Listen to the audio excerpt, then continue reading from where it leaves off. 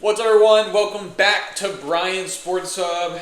Another episode, and this time we will be doing an NFL mock draft. The entire first round, all 32 picks, and once again, for the second show in a row, you guys have gone from 0 shows to now 2. I have my good friends Cyrus and Josh joining me as I want their picks as well. The three of us combined will be going through the entire first round, each of us making a pick for a specific team. But if you guys just want to say hi real quick for this episode. What's up, y'all? I'm excited to be here. We've talked about this for almost a year, and we're finally going to be able to do this. So extremely excited to be here. And yeah, go Pack, go. It's your boy. Hello, everybody. It's Josh. I'm back. It's your boy. I'm at that time of year again where I sit here and I mildly disagree with my team's draft picks for a good bit to come. Same here, to be honest. But We all at least you guys change it up every now and then. Yeah. At least except for wide receiver. Hey, this might be the year. Hey, this might be the year. I'm just saying, you guys. If I'm there when we finally draft a receiver, that'd be crazy. But you gotta think, you guys have rehauled your wide receiver. Oh, perfectly. absolutely. Yeah. Between Jalen Reed, Romeo Dobbs, Christian Watson, Yep. you have one of the best receiving cores. I wouldn't say the best receiving core in the league, but you guys have one of the best receiving cores. I mean, you're just making life easier. And we have a lot of, and with that though, we have a lot of questions because after the season, Dobbs and Watson are free agents, so we have to figure that out. Maybe Great taking Watson replacement, 10. Yeah. Oh, come on. 6'4", I mean, 6'5". Maybe you know, after this year, maybe we'll have one or both of them gone. But maybe in the first round, definitely the second round or third round. I think guys like Higgins and Royals, but we'll talk about that later. Well, I do like this episode. I've been excited for this one. I do want to make a little bit of a disclaimer, though. Once again, we are facing technical difficulties with the camera. Yeah. It probably won't be up and running for a little while, so for the next few episodes, it will just simply be a picture on YouTube of my logo and then just us talking, which I find fun. But either way, you can catch us up on YouTube at Brian Sports Hub or at Spotify, also under the same name, Brian's Sports Hub. And the last disclaimer I want to make, this is it's a first round. It's 32 picks that we're all trying to dissect with enough information for you guys listening at home. But at the same time, we are trying to keep this as quick as possible while also being informative because it will be a while. I remember me and my few friends that did it a few weeks ago spent 4 episodes doing this. We spent 3.5 hours or 4 hours doing this, and it was 32 picks and it was 3 of us. So we're going to try and keep this as informative but as quick as possible for you guys. Try to keep it under an hour. To be fair, I do think that we are a lot more like-minded than the other 2 that you did it with. I love them, and it was just forever. But it was a great talk. It was just like, it was a while, and we learned it then. And that's when the next episode we did, it was like only 2 hours. It was much quicker. Yeah. But I do love them. We will sure though be going over RAS scores, what the free agents, top additions, who was signed with what team, maybe, and talk some trades that have happened. Prospects, possible trades, scenarios. Trades. But yeah, and so I would like to also disclaim a lot of disclaimers right now at the beginning. This selection of who chooses what pick was made by Siri. Yes. We went on a pick from 1 to 100. Yes. I asked Siri. My Apple Watch ended up picking it up. It said 85. I picked 72. Josh picked 36. Cyrus picked 18. So we went from 72, 36, 18. So it would be me with the first pick, Josh with the second, Cyrus with the third, and then back to me as the draft goes on. Yep. But with that, we start. And with the first pick that is lined up, it is the Tennessee Titans. They are now on the clock, ladies and gentlemen. They are on the clock. I remember last year Cyrus had this. There's a lot I of us. already know where we're going with this one, so I'll just get them ready. I feel like I know where we're going. Do you? Let's hold up here. We do have to talk about what they've done so far in free agency. So far, they have signed Dan Moore Jr. to a ridiculous contract. 4 years, $82 million with $50 million guaranteed. That's just insane. Other big names: Kevin Zeitler, the guard from Detroit; Draymond Jones, an outside linebacker Cody Barton; and defensive lineman Sebastian Joseph Day. Absolutely. They got some more, too. They got some outside linebackers because there was that look as well into it a little bit. Brian, take it away, my boy. I know it's a lot here because like I'm looking at it. They got some linebackers that they picked up. They have some D linemen they've picked up in free agency. Decent replacements. But let's be real. Any first round pick will be much better suited for the Titans in the future than any other free agent that they can sign right now. Very much so. I do think the most underrated signing was Joe Sly, kicker. No, I'm joking. It's not that. But as I am looking at this, you look at their top 30 visits. They've used 28 of their 30. At least that's what is reported. They've used four of them, on Abdul Carter, Shador Sanders, Cam Ward, Travis Hunter, for the top 4 prospects. Yep. They have not yet met with Jackson Dart, so I wouldn't see them really doing that. Correct. But crazy if they did. it is kind of crazy. That would have been. I do think, as much as fun as it would be to not choose what everyone is choosing, I think there is one top choice with Abdul's ankle injuries and everything else that had come out recently. And also, I believe they signed. They signed Draymond Jones, and then they signed Lorenzo Carter, 2 decent outside linebackers. But when you're with this first pick, you're looking for a game changer for right now as well as for the future. And with the inconsistent quarterback play last year, the memes and all, as fun as it was, I do see them going Cam Ward. That would be my pick. I could see them going Travis Hunter. They talked about if there's a generational player there, they would take him, and Travis Hunter has been amazing. Obviously, he's generational. I have been quoted before not being the biggest fan of him. Yeah. Part of that was because I was also rooting for Ashton Genty to win the Heisman. But I do, taking a step back, taking a few months to digest it, I like Travis Hunter as a prospect, but I do see them going with the face of their franchise, and why not go with Mr. Aura himself, Cam Ward, as some would say. I will tell you right now, I think between the Titans front office, the Titans players, and the Titans fan base, just the Titans as a whole, I think they will not, that team and that city will not last another season with Will Levis dropping back. Nor will the chain gang, as the chain gang got hurt last year, if you guys remember. Will Levis diving and ended up hurting a guy he had to get wheeled off. Hopefully he's healing. I think he is. But no one is safe in that field, whether you're wearing black and white or blue and white or the opposing colors.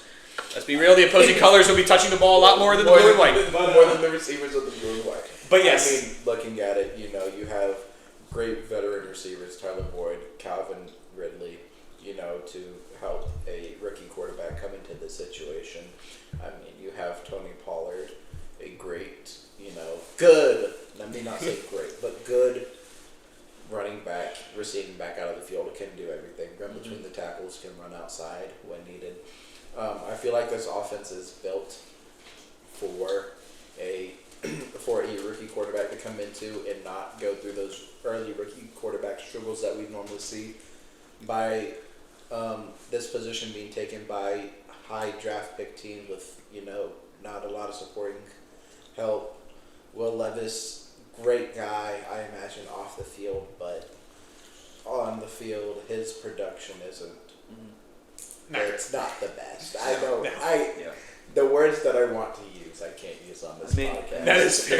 The best moments of last year were all the memes he had. To be honest, I still think about the one where he threw the pick and he was on his knees with his against the Bears. Yes, against the Bears with his hands on his helmet. Like, what did I just do? Against the Packers, he had some blunders too.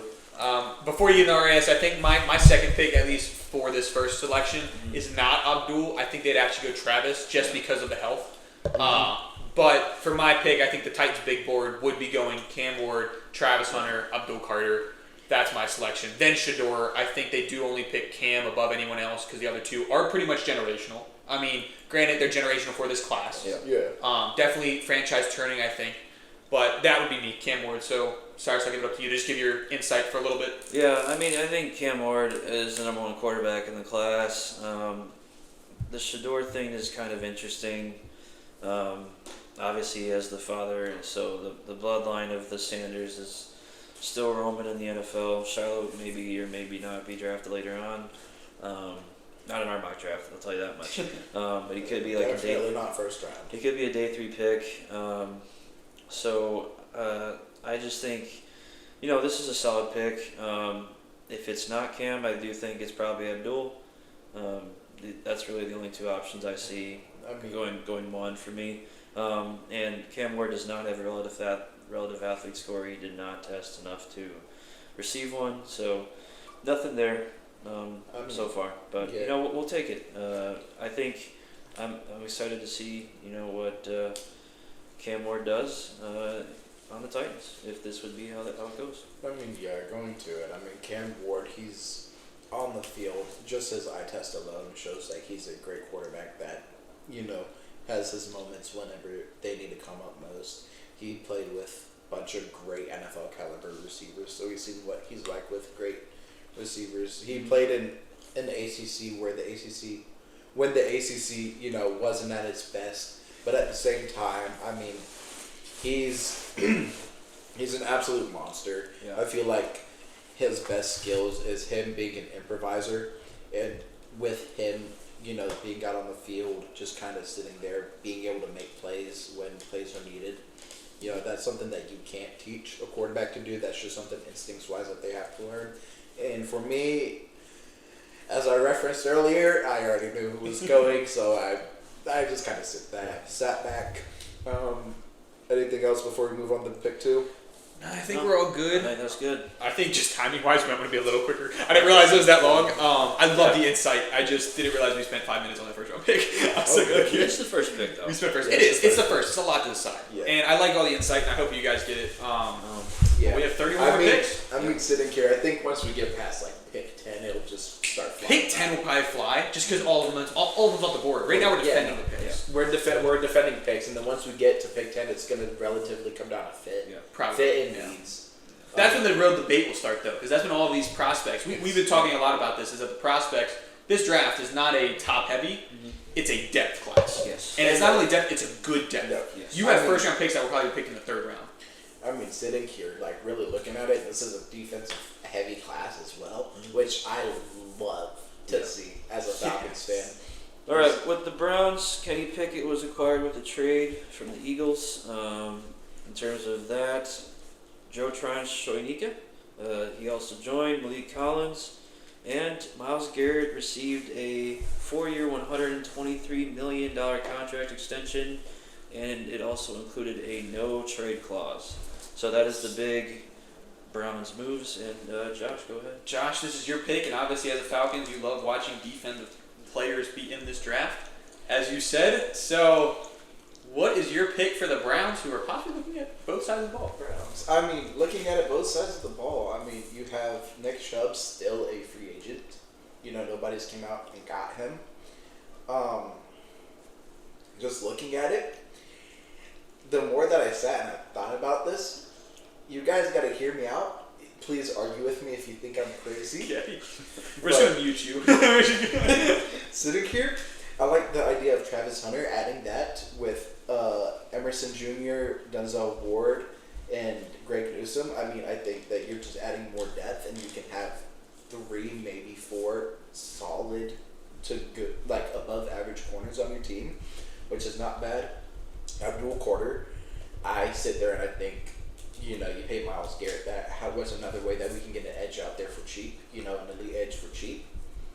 Penn State edge rusher that has some locker room problems.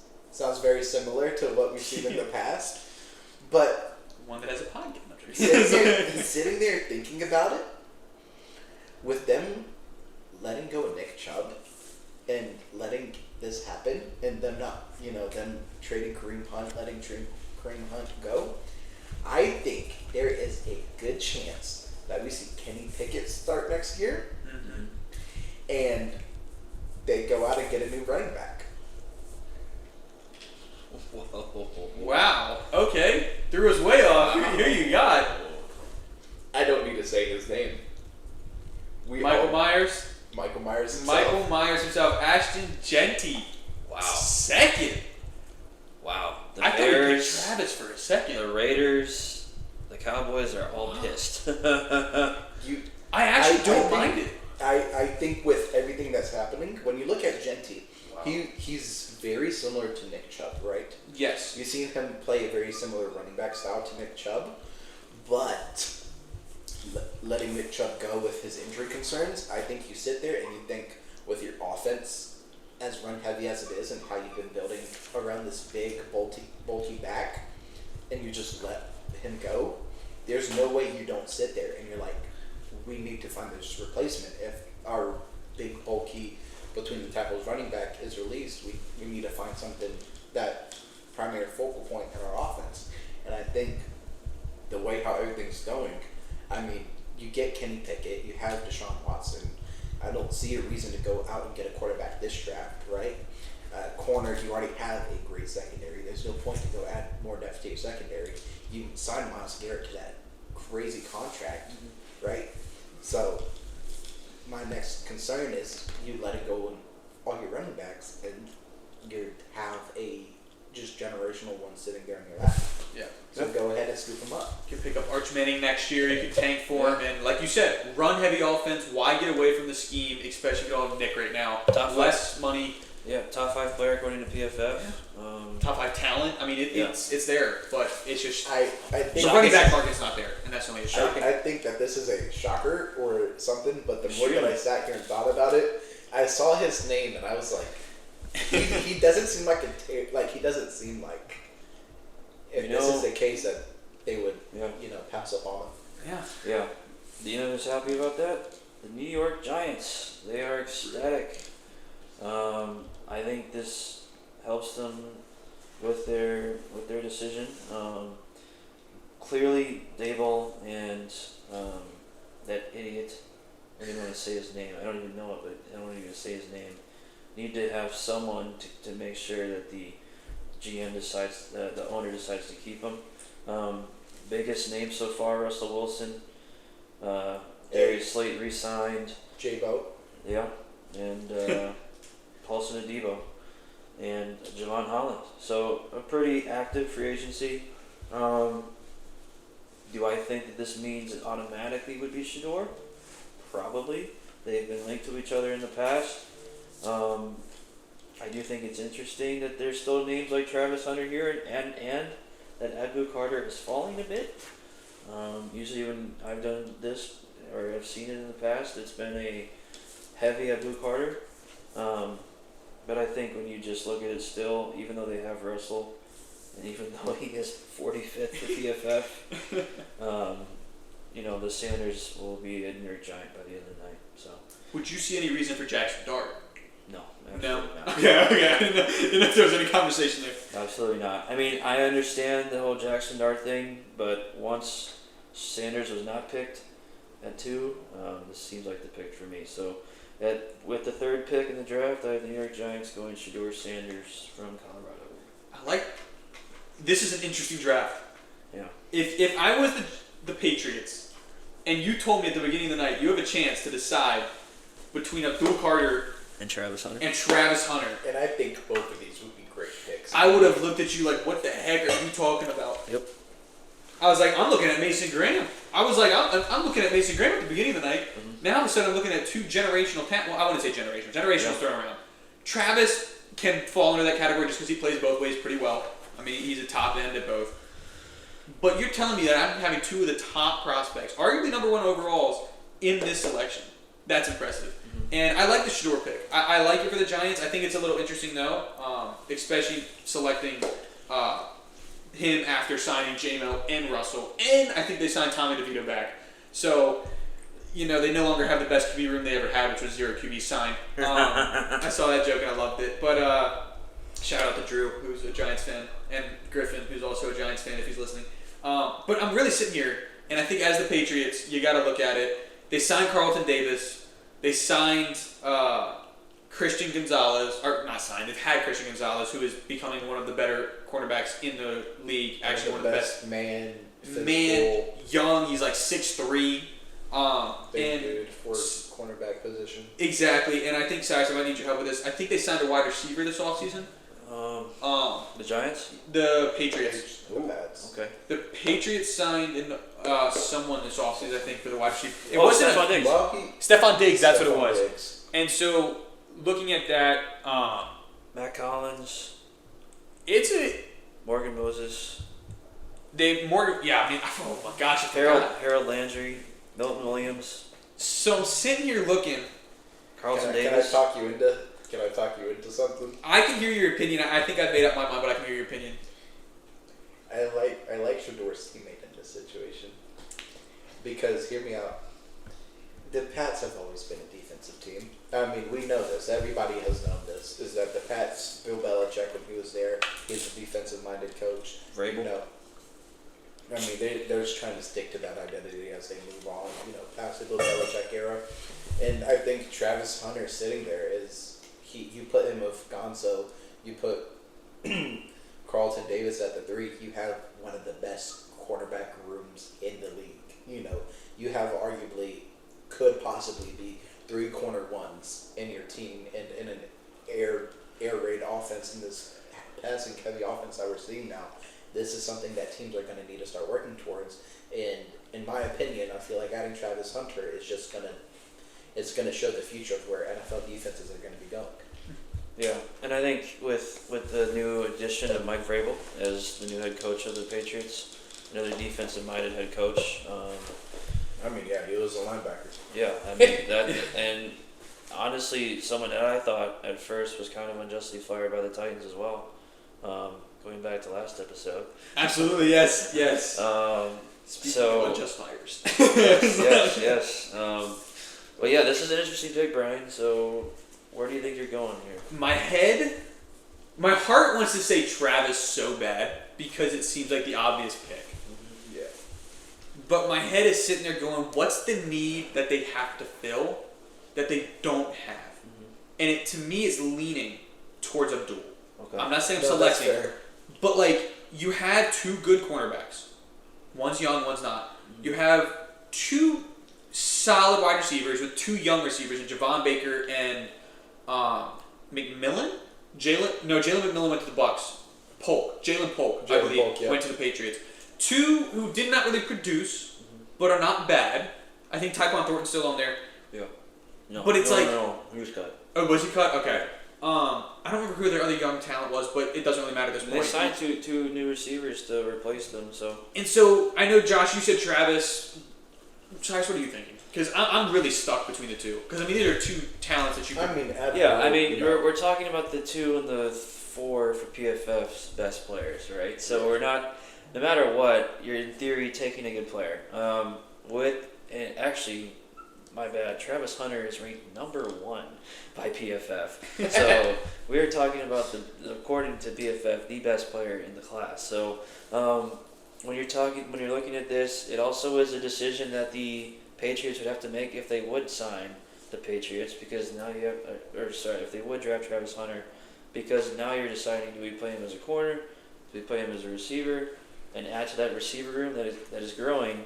But I think you made additions to receiver and corner in the offseason. You brought in Carlton Davis, you brought in Stephon Diggs, you brought in Matt Collins. Now, Matt Collins isn't going to change the world for anyone, but we're looking at this, and you did bring in Harold Landry and Milton Williams. When we're looking at this offseason, they did a lot to help at least add more pieces to still a pretty bad team in the Patriots, because I still don't believe that they're a top echelon of contending teams, but this player, that whoever you pick, will help decide how well they do. And I think when we look at this, I do think it definitely comes down to Travis and Abdul. To me, I would say I would probably still go Carter, just because he is, he still provides a more pivotal piece. And when you still have Christian Gonzalez, who honestly might be the best corner in the league. Yeah, I'd say give him about 2 years. Yeah. So we'll see, but I do think this is super interesting. This is tough. This is one of those things. Abdul Carter, edge is one of those things that you always are going to need. And honestly, especially Abdul, at that elite level. And honestly, if they would need Carter as a linebacker, he could play it, because he used to be just a straight up off-ball linebacker in college. I mean, yeah. Looking at this, I don't see, as long as you go, Travis Hunter or Abdul, I don't think you walk out of this draft upset. No. Just because, edge rushers are still one of the, focal pieces needed in every defense. We haven't seen a defense really produce without a true generational defensive lineman, interior or exterior. We just look at the past Super Bowl champions, and you see they took that to heart. Yes. They took that. Gosh, that was a bloodbath. All right, Brian, what do you think? With this talk, I was really, really leaning towards one player, and I think I've switched my mind. Abdul Carter would be a perfect piece for the Patriots. I love him with it. Absolutely love him. But I'm taking Travis Hunter. Okay. And I'm taking Travis Hunter because I looked at it. They signed Harold Landry, not a bad pickup. He's like 27-28 off the Titans. He was kind of held down by a Will Levis-led Titans, as we talked about in the first pick. You have Milton Williams, a 26-year-old D-tackle / edge, really good, really explosive, can make an impact on that defensive end. I don't really know explosive, but can make an impact on that defensive end. Your wide receivers are Stephon Diggs. This is their depth chart. Let me just read this out. Stephon Diggs, who's questionable off an ACL. Demario Douglas, I don't remember exactly how to pronounce it. Kayshon Boutte. Kendrick Bourne, Matt Collins, Jalen Polk, Javon Baker, Jaquay Jackson, John Giles. A lot of J's.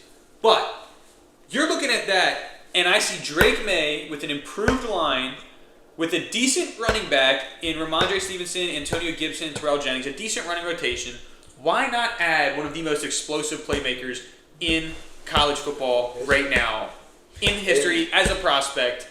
And on top of that, not only do you get him on the offensive side, you can test him on the defense, and it doesn't matter. He did say he wanted to play both sides. Correct. And you can have Mike Vrabel there teaching you. He can be the third cornerback and the second wide receiver and not have to worry about too many targets, too many touches. He can play both sides, get his wish. And on top of all of that, you don't even have to worry about competing for a playoff spot. If you make the playoffs, it's a win-win. You're like 2 years early. If you don't make the playoffs, it doesn't matter. So why need someone that's going to make an immediate impact to help you get a playoff spot when instead you can just get someone that can help in the future? Mm-hmm. And for that, I think Travis Hunter would be better. It's a nice explosive player that can play that slot / second, almost like X receiver / wide receiver, or Z receiver / wide receiver, which is the second or third wide receiver on the lineup. And he can play right there as Stephon Diggs is there. He can even carry him if needed at that time. I like Travis Hunter.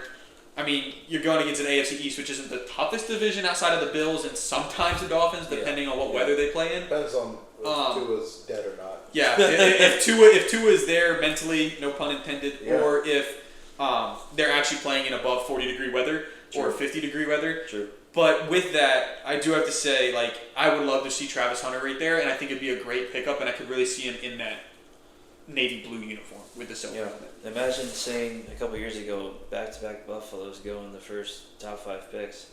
We would have thought you were crazy. Exactly. Wait, is this pre or post Deion Sanders becoming coach? But Crazy. Anyways, moving on to pick 5. Jacksonville Jaguars. This one, I could see an obvious pick.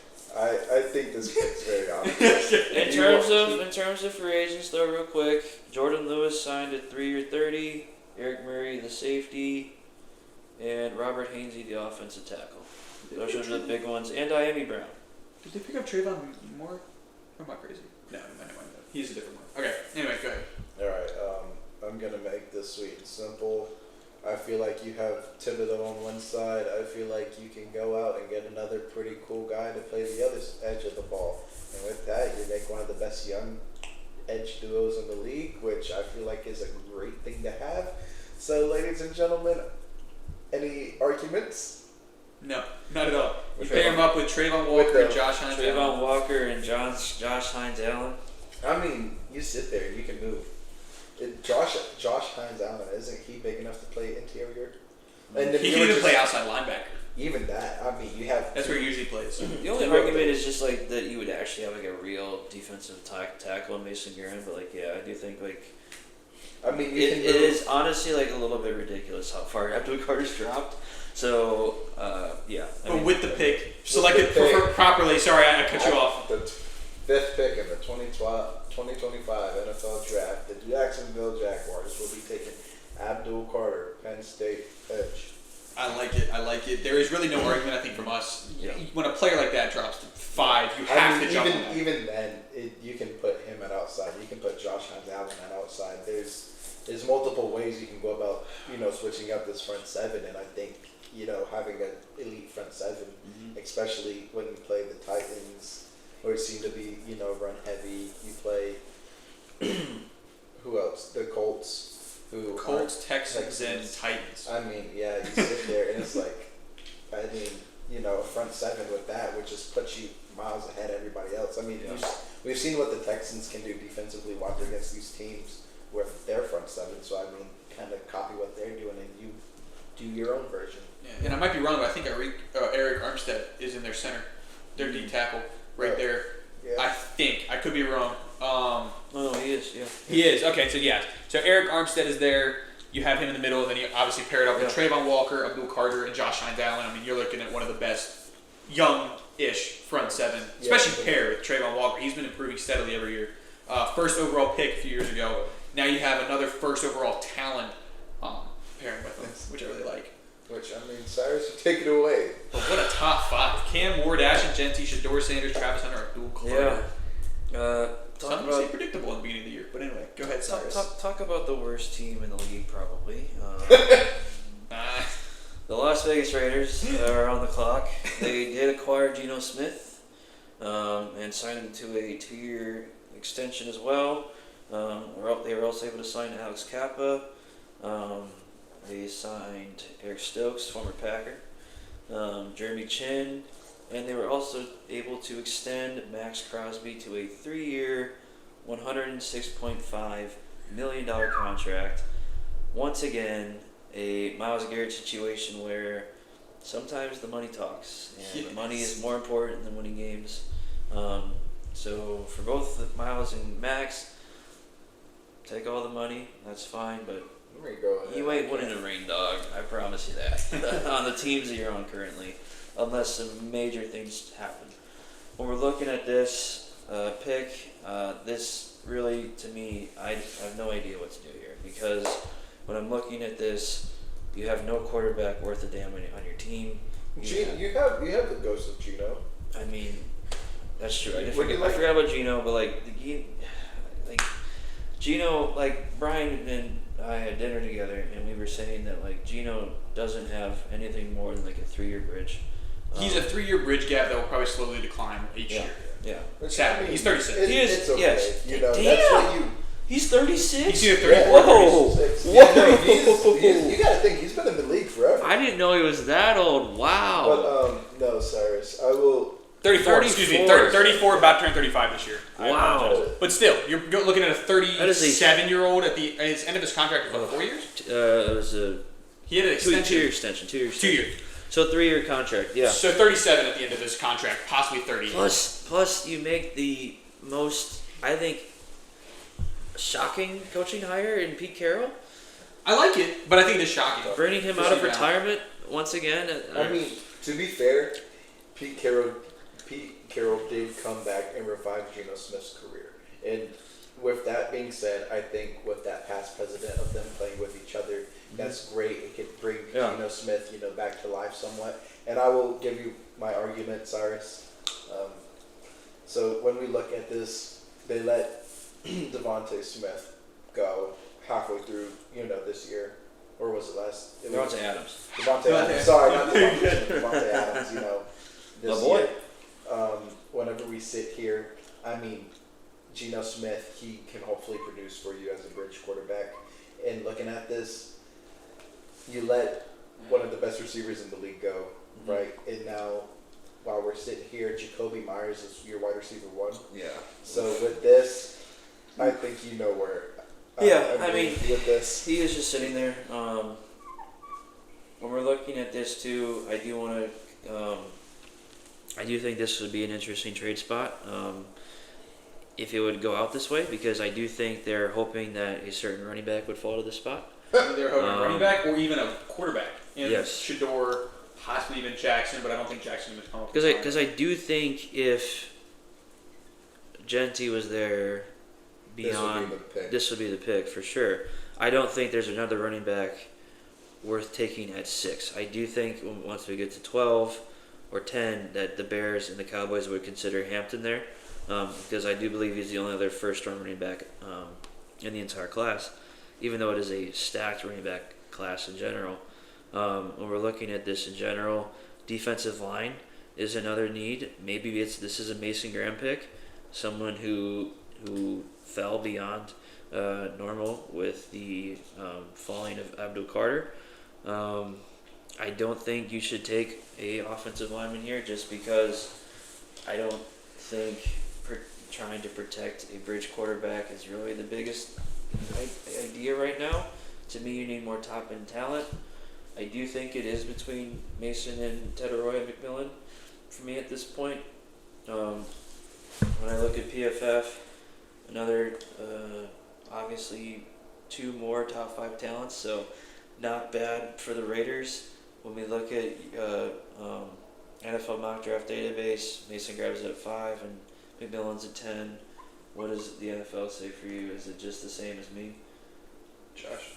Oh, yes. What is McMillan's? What's the rankings for him? McMillan is ranked 3 and Mason Graham's ranked 4. Okay, so it's the same. So yeah, I mean, this is just a pick that the Raiders need to make at this point. And for me, I do think they take with pick 6. The Las Vegas Raiders do select Mason Graham, the defensive lineman from Michigan. Okay. Good pick. Good pick. You couldn't go wrong with either one. I think I was with either. You're really not gonna improve anything. I could see Ted doing it. Plus, wide receiver, another deep spot in this class. Correct. Yeah. Receiver's a very deep spot. D-line is, but I don't think they're as deep once you get out of the first round. Yeah. First round is incredible. You have Damon Harmon. You have The kid out of Walter Derek Nolan. Harmon. Walter Nolan out of Ole Miss. Oh, Derek Harmon. Excuse me. Derek Harmon. Walter Nolan. Maybe Mason not Graham. this year. Shamar Stewart. Yes. You need to put Nick Scorton. He can kind of go in, like, side a little bit. A bunch of really, really talented guys. Jalen Walker, but all of them right there in the first round.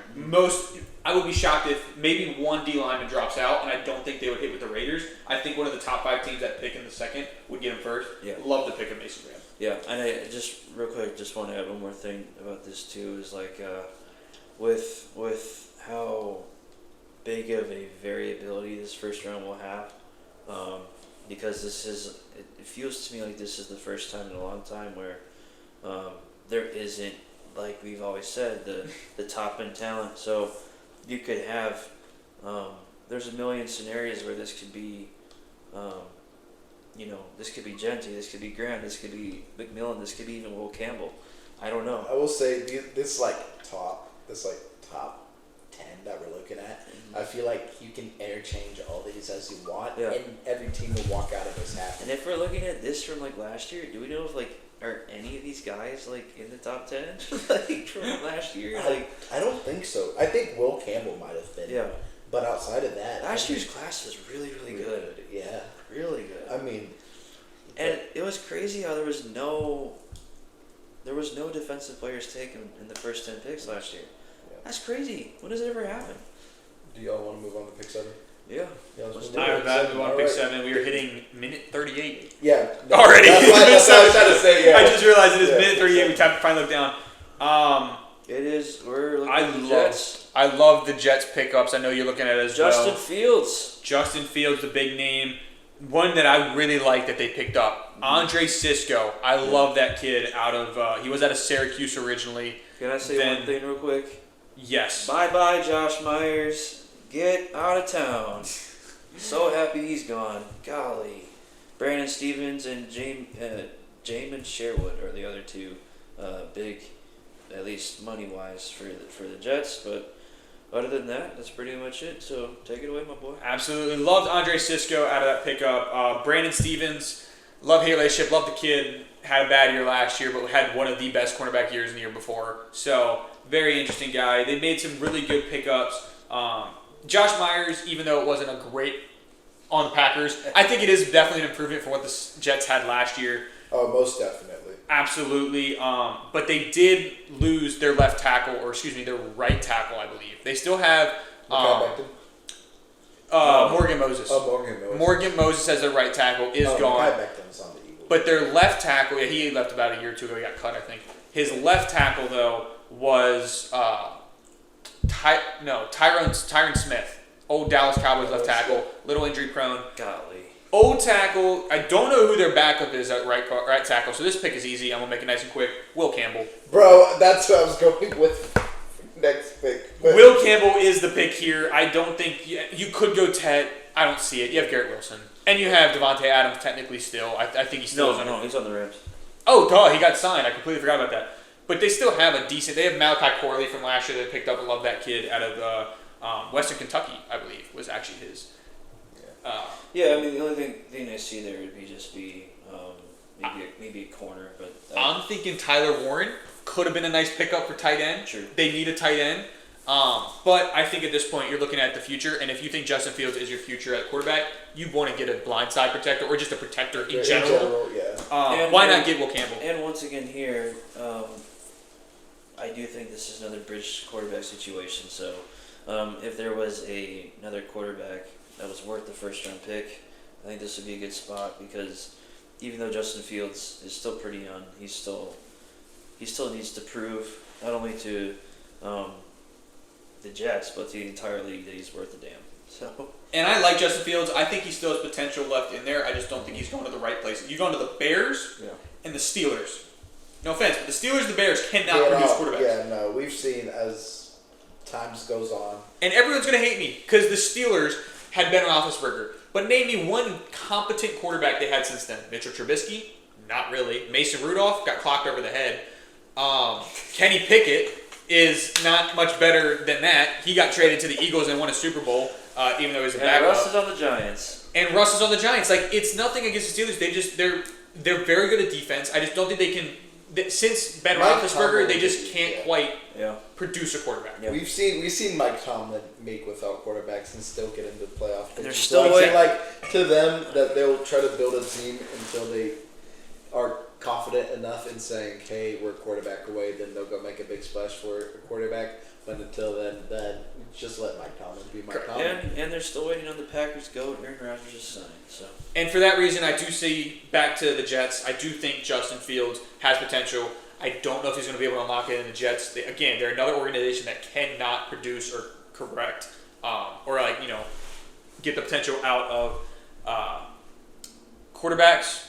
But with that, we have Will Campbell, hopefully a future blindside protector. And so with that, we'll move on to the 8th pick because that was a pretty easy one. Take it away. No, this is you, bro. This is you, Josh. I was saying for you to talk about this. Oh, my bad. Yeah. No, you're good. So 8th pick is Carolina. Thank you for the thanks for the segue. My fault. Carolina Panthers. Now you're good. Carolina Panthers. They re-signed Andy Dalton. They signed Rico Dowdle. That's another running back to add to the core with Chuba Hubbard. They re-signed Tommy Tremble. Patrick Jones II, whatever the heck that is. Tershawn Wharton, defensive lineman. Bobby Brown III, a nose tackle. Agreed to terms on an extension with J.C. Horn. Trayvon Merrick signed a contract with the Panthers. He's a good pickup. Very good pickup. And other than that, they also signed Sam Martin, the punter. So biggest ones I'm seeing is Austin Corbett, center, re-signing him. Yes. J.C. Horn agreed on a 4-year extension. Mike Jackson's not a bad one, but Trayvon Moore. Those are probably the 3 biggest. Andy Dalton's a nice backup. David Moore's a nice, backup. 3 biggest: Austin Corbett, J.C. Horn, Trayvon Moore. Those would be my 3 biggest. This is an interesting pick, just real quick, because all I've known from me is Bengals always gone Jalen Walker here, the edge from Georgia, but there's so many edges that are still available, and I'm just overall I'm still interested to see where Smart Stewart goes with the 10.0 RAS score. I'll tell you right now, he will not be taken right here. Yeah, but and you always gotta love a team that loves a sloppy seconds from the NFC East. Oh, that's crazy. Anyway, as they got Rico Dowdle. That's crazy. And Miles Sanders here before that. But either way, take it away, Josh. Take it away, Josh. Let's hear what your 8th pick is. As we sit here and we look at it, you got J.C. Horn, Derek Brown on the defensive end. You got your 2 cornerstones. As we were talking about earlier, this is defensive deep draft, on that side of the ball. So I don't think you go defense first round. Now, and this is my argument. I was gonna take Will Campbell because Bryce Young does sometimes need help, especially on the right side. But looking at this, I think we get him help, but not on the line. We bring in Rico Dowdle, right? You're going to try him out, in the NFC South just to see how he can play. And Bryce Young so far, he's had the ghost of Adam Thielen and the South Carolina boy to Leggett. Leggett. Yeah, Leggett to as his targets, and by no means are those bad targets, right? But really sitting here looking at it, I'm like, if you want your first overall pick quarterback to actually thrive, you need to go out and get him some pass catchers. Okay. Now, As Atlanta very much knows. yes. Now, But anyway, actually, we got the pass catches before the quarterback thing. exactly. You got him experience. Hey, yeah, we did it. But anyway, sitting here, I think there's 2 picks. Mhm. I will for sure lean that McMillan will be wearing Carolina blue. I like it. I have no problem with that. In fact, one of my friends, Caden, shout out Caden in his podcast, The Double Doink. Yes, sir.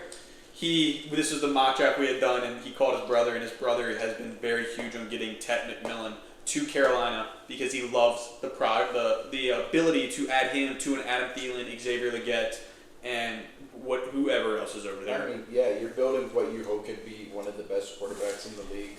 Up with what you hope can be one of the best receivers in the league. Yeah. And really, if it pans out, you're sitting pretty. And you add Dowdle to that, who was decent last year for Dallas. Ironically enough, Miles Sanders then went and signed with Dallas, so it's essentially a non-trade trade. It's a weird trade. And you add it to Chuba Hubbard, or Chuba Hubbard, however you pronounce it. Chubba Yeah. choo choo. Yes. So, Right, anyways. absolutely love it. But Cyrus, you want to go on to the Saints?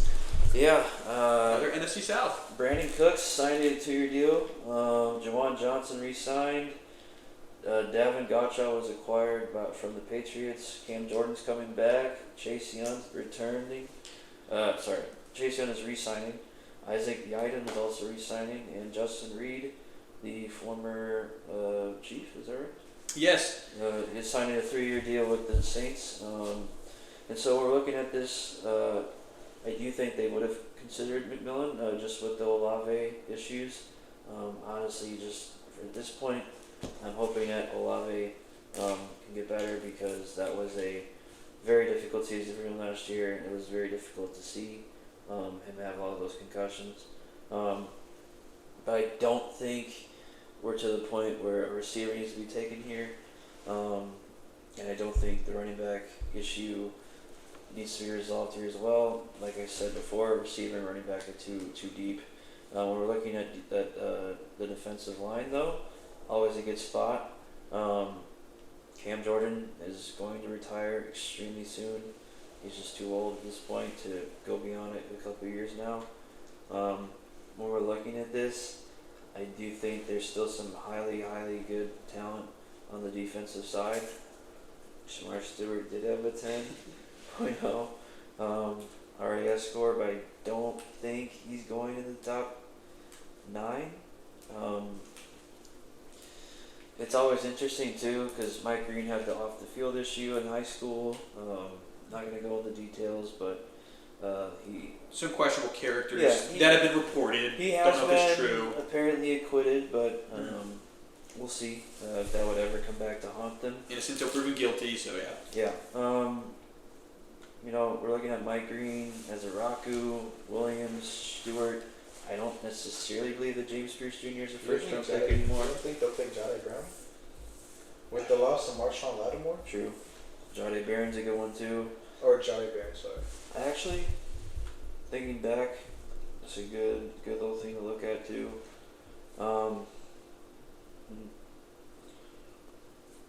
Thank you for that. And actually, I think the Will Johnson drop ends here. I have the Saints selecting Will Johnson, the cornerback from Michigan. I like that pick. That is a big pick for a top player in this draft. I like to call this little section the sloppy second section, as I do. And the reason I call it this is because these 3 teams right here, the Jets, the Panthers, and the Saints, always end up picking up sloppy seconds. More notably, the Jets and the Saints. Jets always get it from the Ravens. Mm-hmm. Seahawks get it from the Jets. But Jets get it from the Ravens usually, and Saints get it from the Chiefs because they also got Tyrann Mathieu, who's also back there as well. Yeah. Either way, I think it's a good pickup. I like the addition of Will Johnson. Pair him up there with, I believe it's Paulson Adebo, I believe. Mm-hmm. That's how you pronounce it? Adebo. And I really like that pickup from him. I really don't have any problems with that. I mean, you're looking at a top player. You're not really going to go tackle at this moment. Mm-hmm. You really are just looking for a top player, and why not get a player that is ranked top 5 in many mock drafts going top 5 and ranked top 5. Mm-hmm. So I really like it. If you guys are okay, I will move on to the Bears. Yeah, go ahead. For sure. Do you want to add anything to that Saints one? I don't know. I was gonna add to the Bears. Okay. Yeah, whenever we get there. Well, the Bears won Windy City. Windy City, man. They had an interesting offseason. Very interesting. If you want to go ahead and run through some. Yeah, they acquired. Okay, go ahead. They acquired Jonah Jackson from the Rams, and also gave him a 1-year extension. Joe Thuney was also acquired from the Chiefs. They also were able to sign the best center in free agency with Drew Dahlman. They also signed Deo. Odion Ingabo? Yeah, from the Colts. Grady we Jarrett. apologize if we butchered that name. Yes, Grady Jarrett from the Falcons. That's Josh's favorite team. Sad, man. So, shout out to my boy Hank. He's in Illinois, and he's one of my best buds. Huge Bears fan. He would love it if Ashton Jenkins, that's how he calls it. It's a weird little thing he does. But he would love it if Jenkins was here, of course, Genty. But if not, he would prefer, I think he wanted an offensive lineman. At this point, he probably would prefer something more on the D-line. But shout out to my boy Hank. Wanted to give him a shout out since he's a Bears fan. But go ahead, Josh. Actually, No, you're good. Right. Not bad. I absolutely think it is tough to argue this. You guys can try and argue if you want. Not very long, but you can say if you disagree or not. I think the Bears has probably the best offseason of this season. Oh, they do. I wouldn't disagree with that. They went out. And the reason I say that is because they attacked positions they needed, and they attacked it with good players. Little brother syndrome. It is, but you got to give them credit. No matter how bad a rival is, you have to give them credit when they do something good, but you can still hate them for it. Hey, it wasn't bad, but we did it last year, and you guys still aren't going to make the playoffs, because they probably won't. Got him. QB, Case Keenum, absolutely love it as a backup. Travis Hunter's a nice little pickup. He was re-signed. Devin Duvernay, didn't even know he got signed. Really good kick returner. I mean, you're bringing back a really good player. Coach. Oh, and they had the new coach. Shoot, I forgot about the new coach. Why am I blanking on who the new coach was? Thank you for reminding me, Cyrus. Ben Johnson. Ben! I forgot about Ben. I take back my playoff thing. They're going to be pretty good. I completely slipped my mind. I have not seen the Bears. I mean, the Bears are kind of forgetful anyway. Respect to your friend from Illinois. Heck yeah. But, Ben Johnson, bringing in Ben Johnson, a new coach. I mean, one of the best offensive OCs in the league last year. I mean, I would argue that the reason Detroit's offense ran as great as it multiple did. times. Exactly. And so you add in Case Keenum as a backup. You add in Devin Duvernay as a really good wide receiver, but really good returner, and that's the key of it. And then you also add in a whole new offensive line: Jonah Jackson, Joe Thuney, and Drew Dahlman. Really good. And then you add in Grady Jarrett, a nice D lineman. But with either way, I'm looking at this pick, and I really am kind of confused on which way to go, to be honest, because I'm just trying to think of a way. If I'm looking at one, I think there's one main. I'm looking at linebacker, possibly a Jalen Walker. Jalen Walker has been outstanding. I think he had a really good RAS score too. If you want to look that up as well. I got you. Wide receiver, no need. Running back, no need. Quarterback, no need. There's really nothing there. Left tackle, you have Braxton Jones and you have Darnell Wright, 2 young guys that could be, I think, really good for this team. I don't really see them going tackle, at least not in the first round. You could. I don't see it. You have really 2 young guys that you used first-round picks on, at least on one of them. I could really see them going Jalen Walker as an extra pass rusher out there. I love that, actually. I really like that pick. He's one of the most athletic, explosive guys in this draft. You could go Tyler Warren. He was not recorded on the RAS, but I do remember him being, I think he definitely got a 40, though, I thought, in the Combine. Yeah. I thought somewhere I saw a Combine 40, and he was, explosively good. But you just got to watch the tape. That's all you got to do. Yeah. Jalen Walker, I love that. Absolutely. So I'm going to go Jalen Walker in this one. I think the only one you could do is possibly Tyler Warren. but you do have Cole Kmet, so there's really no pressing need for that. So I'm gonna go Jalen Walker. Y'all trying to kill my boy Jordan Love, man. Come on, man. I think your friend from Illinois would love that. Oh, he would. He would love that for sure. All right. Screw the Niners. On to the Niners. Niners, all right. Cyrus, give us the additions because I already have my pick taken. Okay. Dang, all right, he's quick. Should we go like speed round in these? Give like 1 to 2 sentences of why you believe this player. Come on. Now that we've hit the teens. Okay, before we presence anything, I think that the 49ers, they had an off season. They didn't do anything really exceptional. And I'm going to explain this right now. One of their best defensive players they just let walk. Yes, they had a terrible offseason in terms of losing players. They lost a bunch of people. In terms of keeping players, they were able to re-sign Juszczyk after cutting him. Did they give him less money? 2 years, $8 million. Mac Jones also signed a 2-year deal with the 49ers. Luke Farrell at the tight end.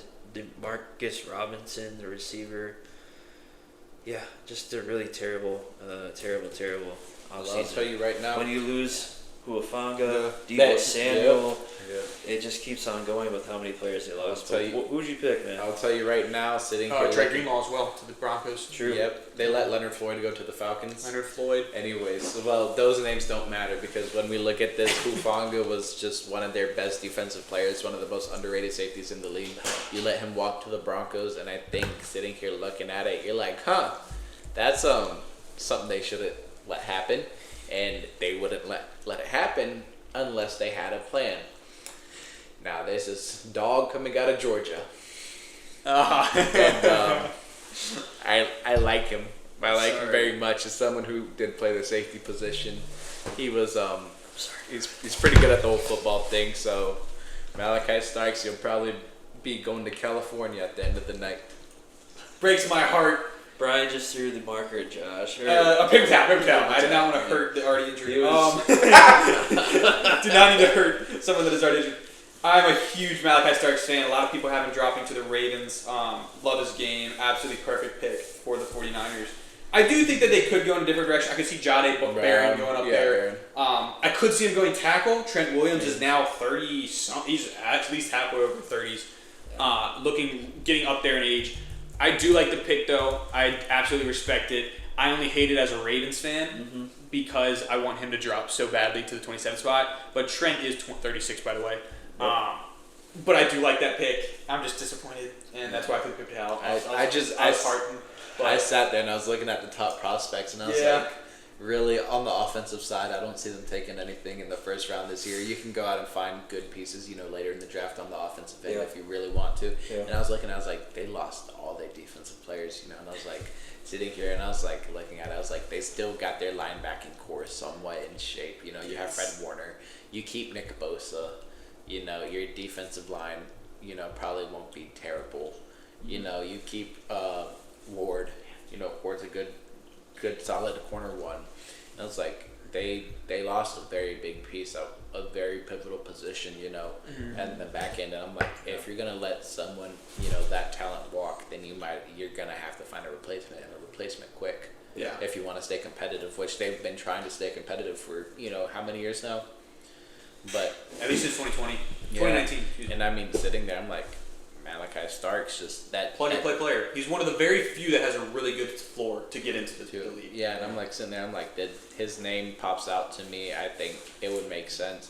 I know a lot of my picks so far have been, they've been sitting there and it's like, interesting, interesting picks. But just the way that everything's shaping out, I kind of sit there and I don't. Your picks have been out of the blue just because people don't really predict them right now, but they haven't been wrong. It's not like all of a sudden it's like you're picking Ty Felton to go first round when he's like a third, fourth round talent. No, I remember your jaw literally dropped as soon as I said Ashton Genty. See, originally, because you shocked me, I thought you were going to Travis Hunter or Google Carter, but originally in my first mock draft a few months ago, I said Luther Burden because they traded Deebo Samuel. Luther Burden is a Yes. Debo Samuel replacement. Yes. A lot of people you might gave be me able to crap. get Luther honestly in the second, The database early second now. sat He's here going and on gave one. me a C, like a F or a C plus for that pick. I was like, "You're crazy." Luther Burden is a Debo copy if I've ever seen one. Yeah. Just not as big. He's like 5'11" instead of 6'1". You got He's like, Brandon Ayuk. You'll be okay. but yeah, so like, but I love the pick. Absolutely love it. Cyrus, I'll let you do this pick as normal, and then after this, we're gonna go into speed round. Yep. Knock this out. We're about an hour in now. All right. Yeah, we're literally 60 minutes in. So We got the Dallas Cowboys. Shout out my boy Jackson. Happy birthday yesterday.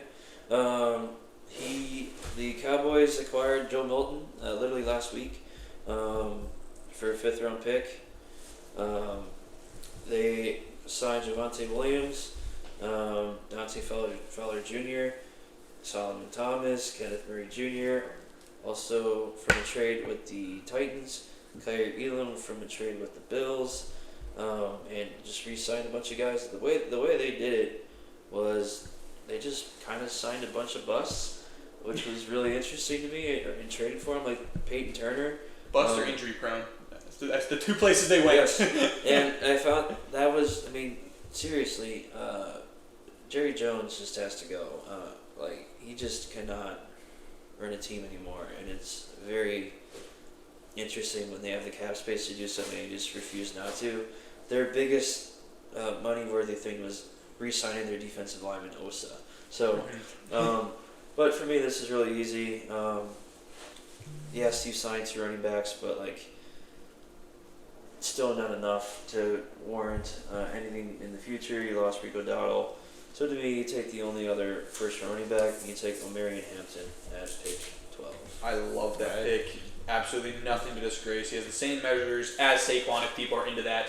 He is an incredibly athletic, back-to-back 1,500-plus yard seasons. Mm-hmm. I also believe back-to-back 15-plus rushing touchdowns at UNC, a very prominent, prestigious school. I mean, this is not just, this is not Marshall, no offense to Marshall, or like a school like that, or JMU, where it's like it's not quite as top tier football-wise. But again, absolutely stunning. His stats are insane. 1,500 yards last year, 1,600 this past year. Back-to-back years, he had 15 rushing touchdowns. Averaged 5.9 both years as well. Yeah. Absolutely insane. Crazy burst, crazy size. Really has decent hands. I wouldn't say he's a primary ball catcher, but he is very good at all phases of the game. Absolutely love it. And we actually, in our previous mock draft, had also had him at the Dallas Cowboys. Another great pick. So I really have no issues with it. Only real prominent signing of the Dolphins was James Daniels, the guard, and really just Nick Westbrook, Ikene, and also they signed Zach Wilson. So really nothing too crazy in free agency. But yeah, go ahead. So this one's pretty easy for me. I'm going to make this nice and quick. Which Armand. was interesting, real quick though, because we You said good. this was one of the most difficult teams to mock earlier. It is tough. It is very tough, but I think the way the board has fallen now, with everything going on, my only other pick that I would have done would have been probably a Malachi Stark pick, just because they left Javon Holland, they need a little bit of help in the secondary. But with the retirement of Teron Armstead, which I had to be reminded of today, found out today, thanks to Cyrus. I was like, I had no idea. Completely been slacking on my NFL news lately. Maybe it's because of something like school's in the way. But Teron Armstead did retire. Not a lot of offensive help. You need someone there to help with Tua. And I would say go Armand Membu. His measurables aren't great. He's like 6'3". He's not the biggest guy you see. But if we know anything from football, it's not always about size. It's turned into that, but it's not always about that. Some of the smallest guys can be some of the best. But at the same time, to me, it's the experience. Yeah. Armand Membu has played the right tackle his entire career at Missouri, if not at least most of the career, and then played a little bit of left tackle as well. His experience on both ends, but he's a primary right tackle. And who do you need blocking the blind side of a left-handed quarterback? A right tackle. Yeah. Why draft a left tackle and try to convert him in his rookie season while he's still learning the playbook and everything else? Why add more stress of him trying to learn a new side? Just because you flip fields does not make it any easier. It is still challenging, just like learning a new position. I say Armand Membu. If I'm pronouncing that incorrectly, I apologize if I'm butchering it. Great pickup. Already has experience on the right side. I think he's a great plug-and-play player. It's going to be a little, I think, growth just because of his size, but I think it's a great pick. Yeah. We could just go into the Colts. Yeah, sure. with the Colts, they signed the worst quarterback of all time, Daniel Jones. I'm just kidding, but he is pretty bad. Corey Ballantyne, former Packer. Charvarius Ward, who obviously had some struggles last year with the untimely passing of his daughter. Just terrible for him. Hopefully, him and his fiance or girlfriend or wife can get through that. But very happy to see him get a payday, which he is deserving of. And Cam Bynum is off the Vikings and now in the Colts, so thank the Lord for that. But go ahead, Josh. All right. Well, to start, I'm surprised Jade Barron has fallen this far. That's my boy. I will tell you, I think he's a great player, but I don't think he'll be picked here, and hopefully not next pick. But right now, I would love to see the Colts buy into this AR Anthony Richardson, just AR-15, like their era.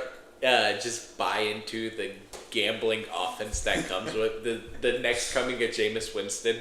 Yes. Okay, I would love to see them buy into this, and I think Tyler Warren should be taken by the Colts. Yes, that was the immediate pick. I love that pick. I have no notes. They obviously upgraded their cornerback, did a really great job. They have a solid defense. I mean, you look at the offensive end, you have Michael Pittman, you have Jonathan Taylor, you have a solid offensive line. Not the best, but not the worst around. Anthony Richardson. I say go out, get a tight end that puts another pass catcher on the field, and now let's just roll the dice anytime he gets up. And they're a versatile guy who can play multiple positions. You're looking at a great pick. And I think the funniest part is that they gave him the best ultimatum at quarterback. Beat Daniel Jones or you're out of the league. That's your ultimatum. If you can't beat Daniel Jones in a competition, you shouldn't be in the league. That's all I'm going to put it at. Yeah. All right, but that leaves it at that. I think it's great.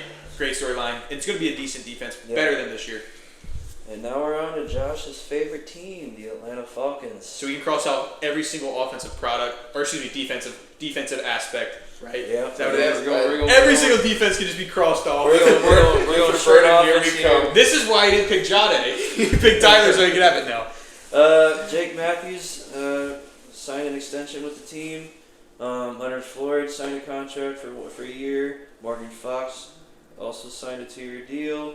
Divine Diablo and Mike Hughes, as well as Jordan Fuller, are the biggest names. Jamal Agnew is also on the team, being the kick returner. So for here at 15, now how badly do I mess with Josh here?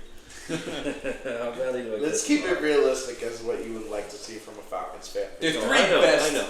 Their three best additions was the Jamal Agnew wide receiver kick returner, Mike Hughes the cornerback, and Jordan Fuller the safety. Those would be my three biggest, other than keeping Jake Matthews. Yeah, So. and I'd say Morgan Fox too. He's a pretty decent defensive lineman. Absolutely.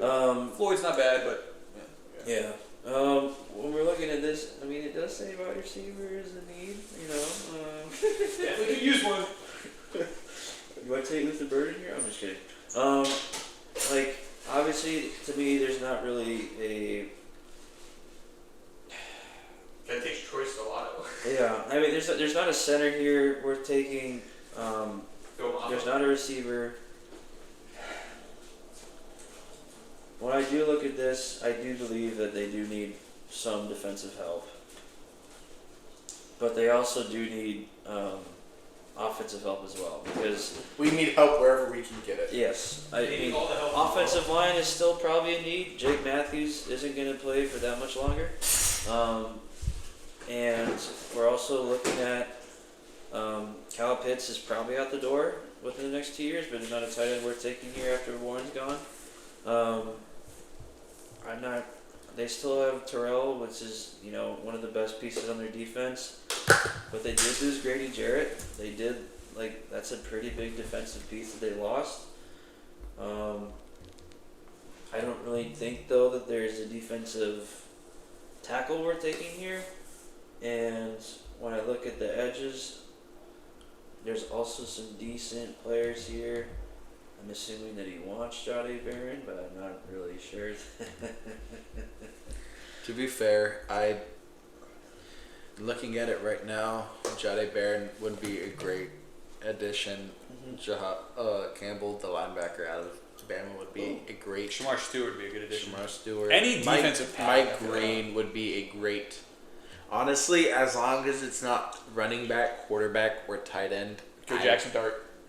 I would be perfectly fine with the Falcons. Yeah, taking. I mean, if there was a right tackle that, like, because once again, isn't Penix left-handed? he's a Left-handed. Yes. Yeah, I mean, I don't think that's.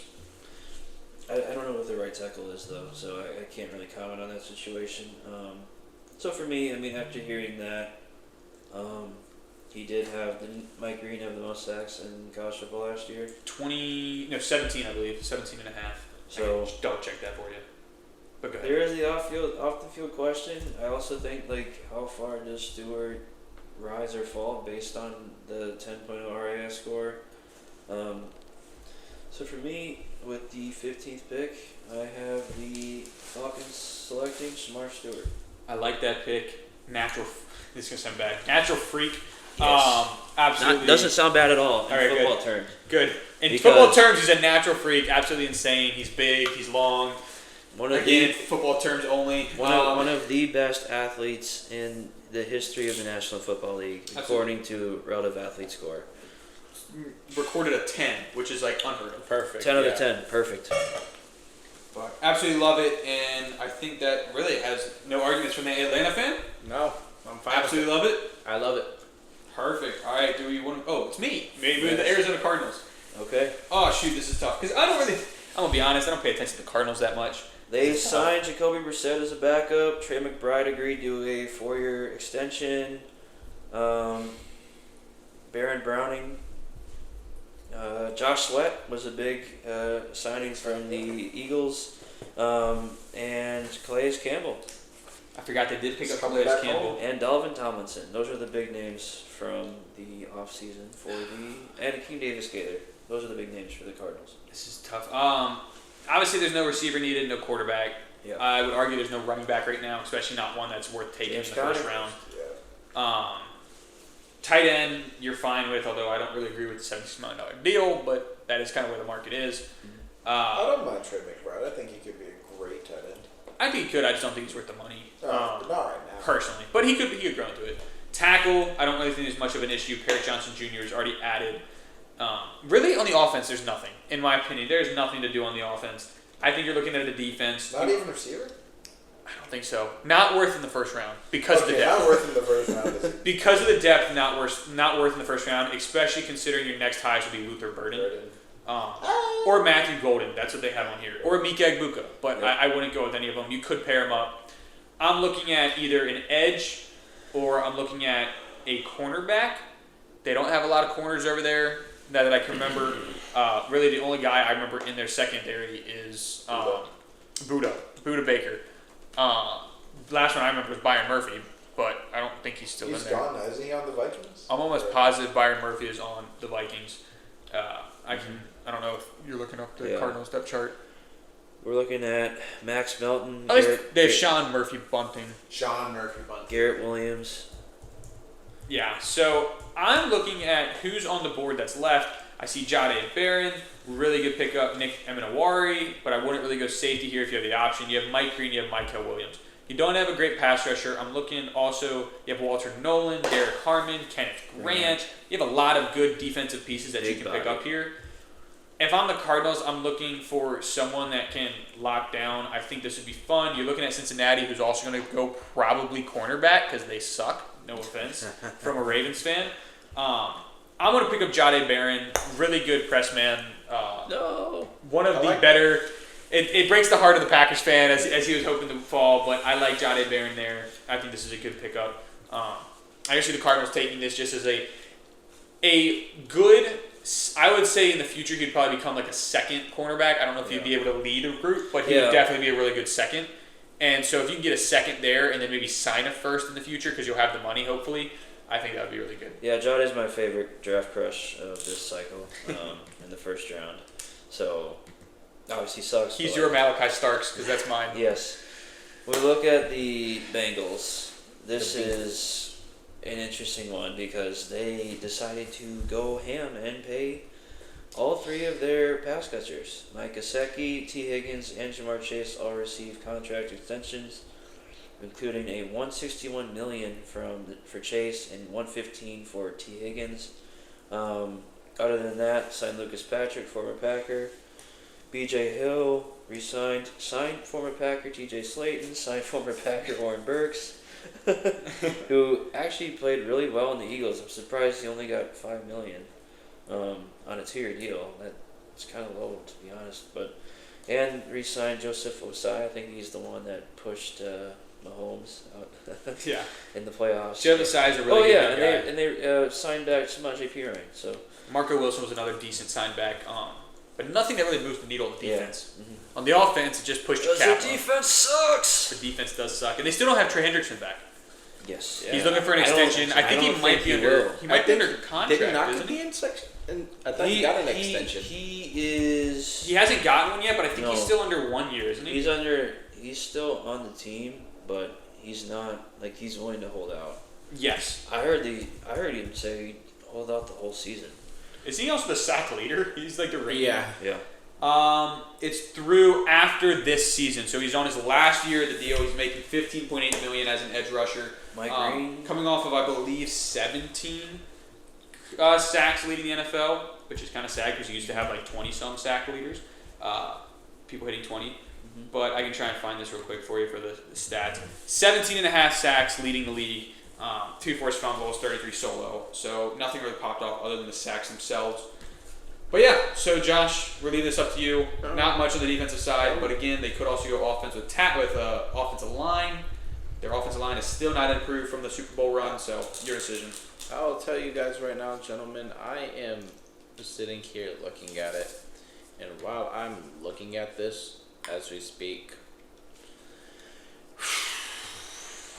I'm stuck between 2 edge rushers. Okay. I think with this, you put leverage on Trey Hendrickson, say, hey, we just got a new edge rusher. True. You're now somewhat expendable. I think even if they do give him a contract, that you bring him in with a first round talent at edge, and you're cooking, right? Yeah. More or less, you're cooking on the defensive end. Corners and safeties, they're good to have, but you don't necessarily need the best if you're putting so much pressure on the quarterback that they aren't gonna really have that much time to react. So sitting here, I like Mike Green and I like James Pierce Jr. Okay. If I'm leaning one, I'm going Mike Green. Yeah, that's where I am. Is I'm leaning Mike Green versus James Pierce. They would go Mike Green, I think, only because of the statistics. Because of the production. I'm Yeah. just sitting there and thinking, I'm like, I think this is far enough for Mike Green to be drafted just because of his off the field issue. I was like, Mike Green, looking at this, I understand that he has off the field issues, but at the same time, that he's already fallen so much. I don't think he's gonna go anything later than 20. Yeah. Little Looking at undersized at 6'4", 248, but still, that you But the can production put just weight has on it. that. Yeah. Yeah. If production is something you can't teach, and you can put size on them, Yes, and it is only a 1 year production because I think the year before was 4.5 sacks. The year before that it was like 2 or 2.5 sacks. So it was a pop off year, but again, he has the measurables. He showed it at a decent school. Marshall wasn't bad, but I like that pick. I think it would be a Bengals pick. They would definitely pick him up. So you're doing Mike Green? Yeah. Yes, I like that pick a lot. Okay. Right. The Sea Chickens. Yes. The Sea Chickens. Seahawks. The big addition. They got Very big addition. Yes. 2 big additions. Excuse me. Two very Sam big Darnold. additions. That's the one. 3-year, $100 million contract after one good season. That is terrifying. Yeah. He had a few good additions. yeah. I forgot. Oh no, go ahead.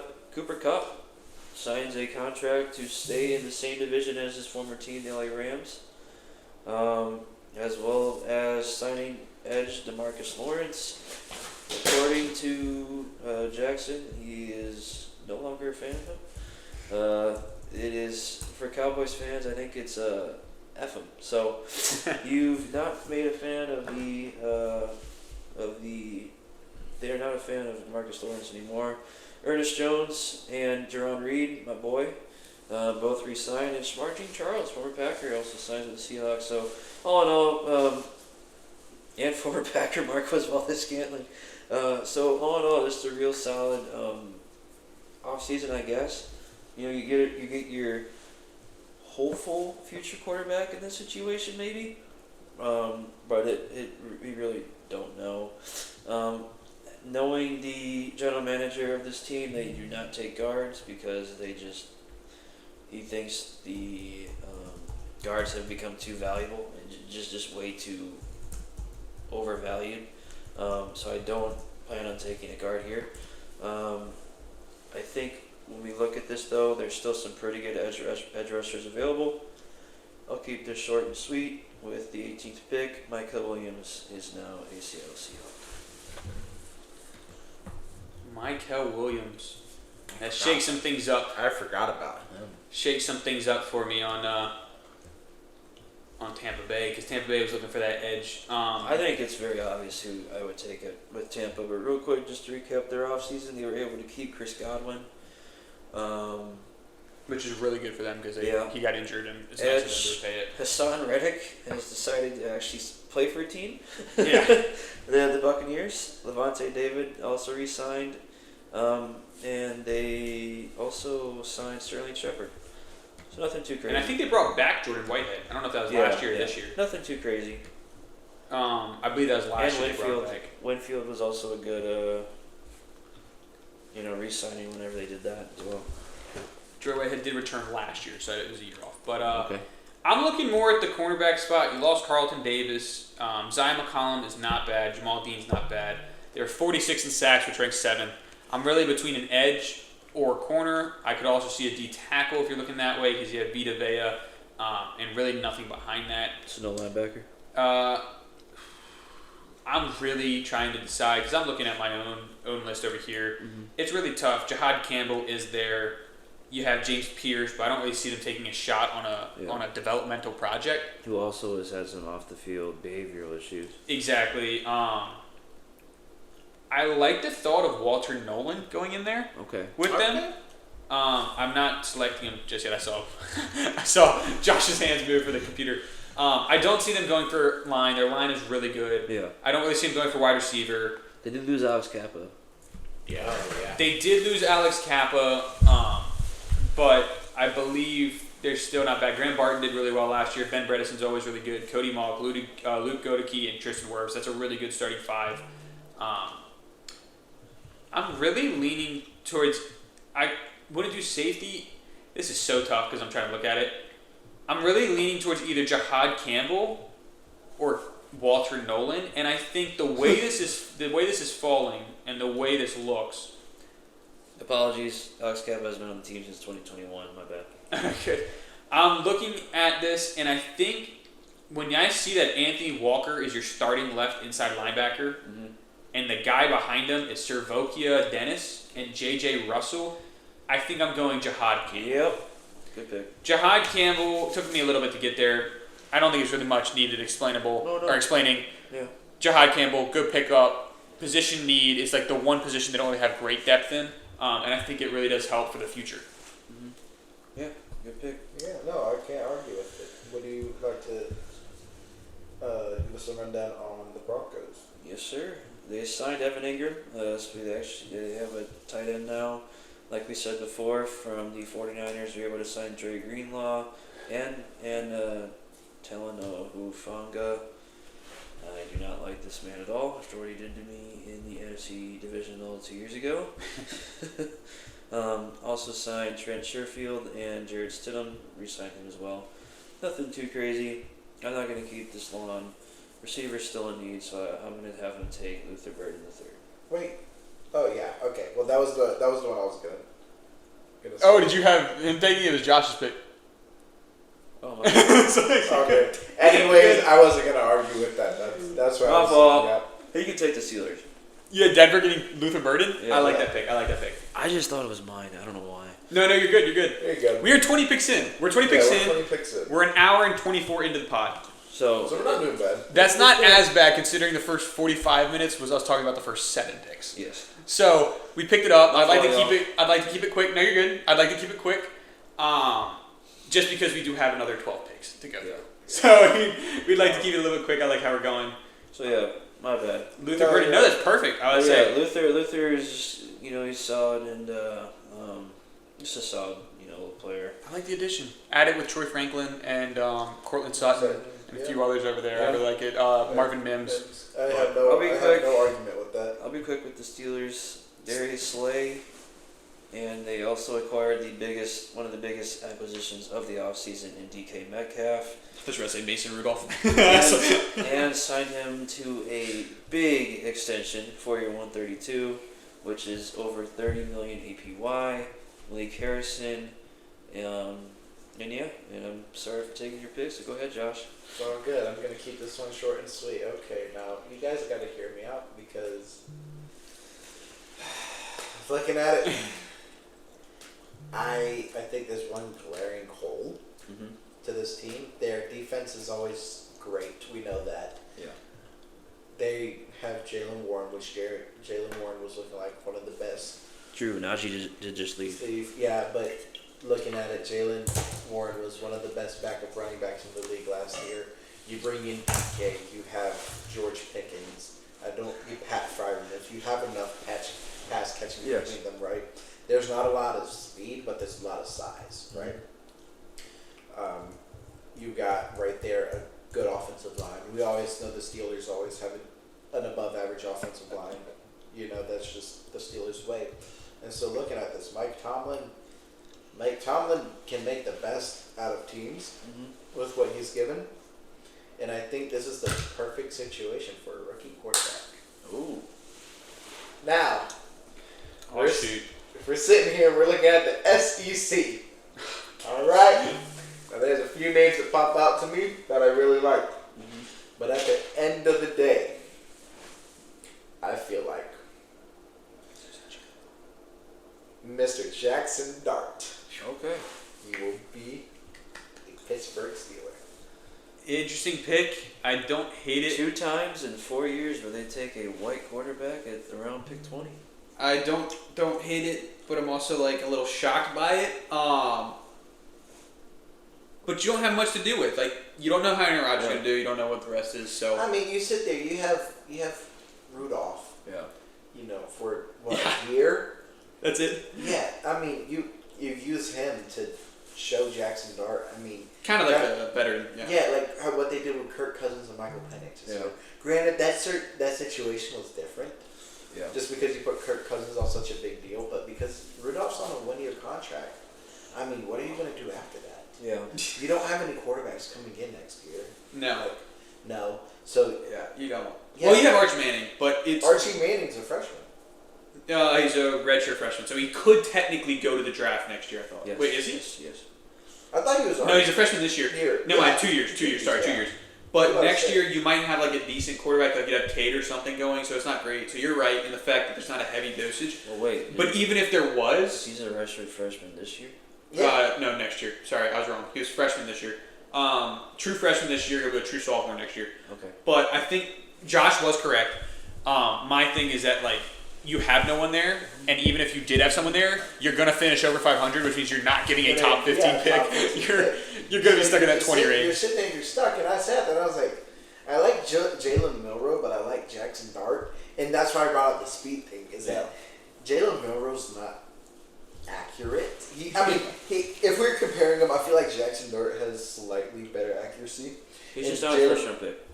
He's just not a first round pick. Yeah, and then Jalen Milroe, he has the cannon, but at the same time, you don't have the speed Yeah. to fully, Jalen Milroe doesn't. Yeah, I don't know if he has the consistent.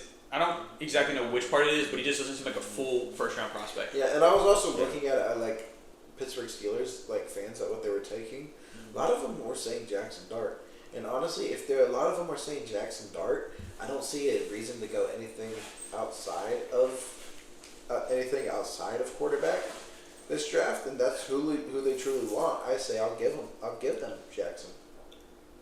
All right, Cyrus, can you give us a rundown of some of the biggest additions from the Chargers offseason? I sure can. We have a Trey Lance signing, which is just kind of surprising. Don't really understand why he's still in the league. Najee Harris, Jalen Reagor is back with the Chargers. Mike Williams is back with the Chargers. Conklin is leaving the Jets for the Chargers. Mekhi Becton, Khalil Mack resigned. They did lose Joey Bosa. And other than that, Dante Jackson, Elijah Molden, and J.K. Scott, former Packer.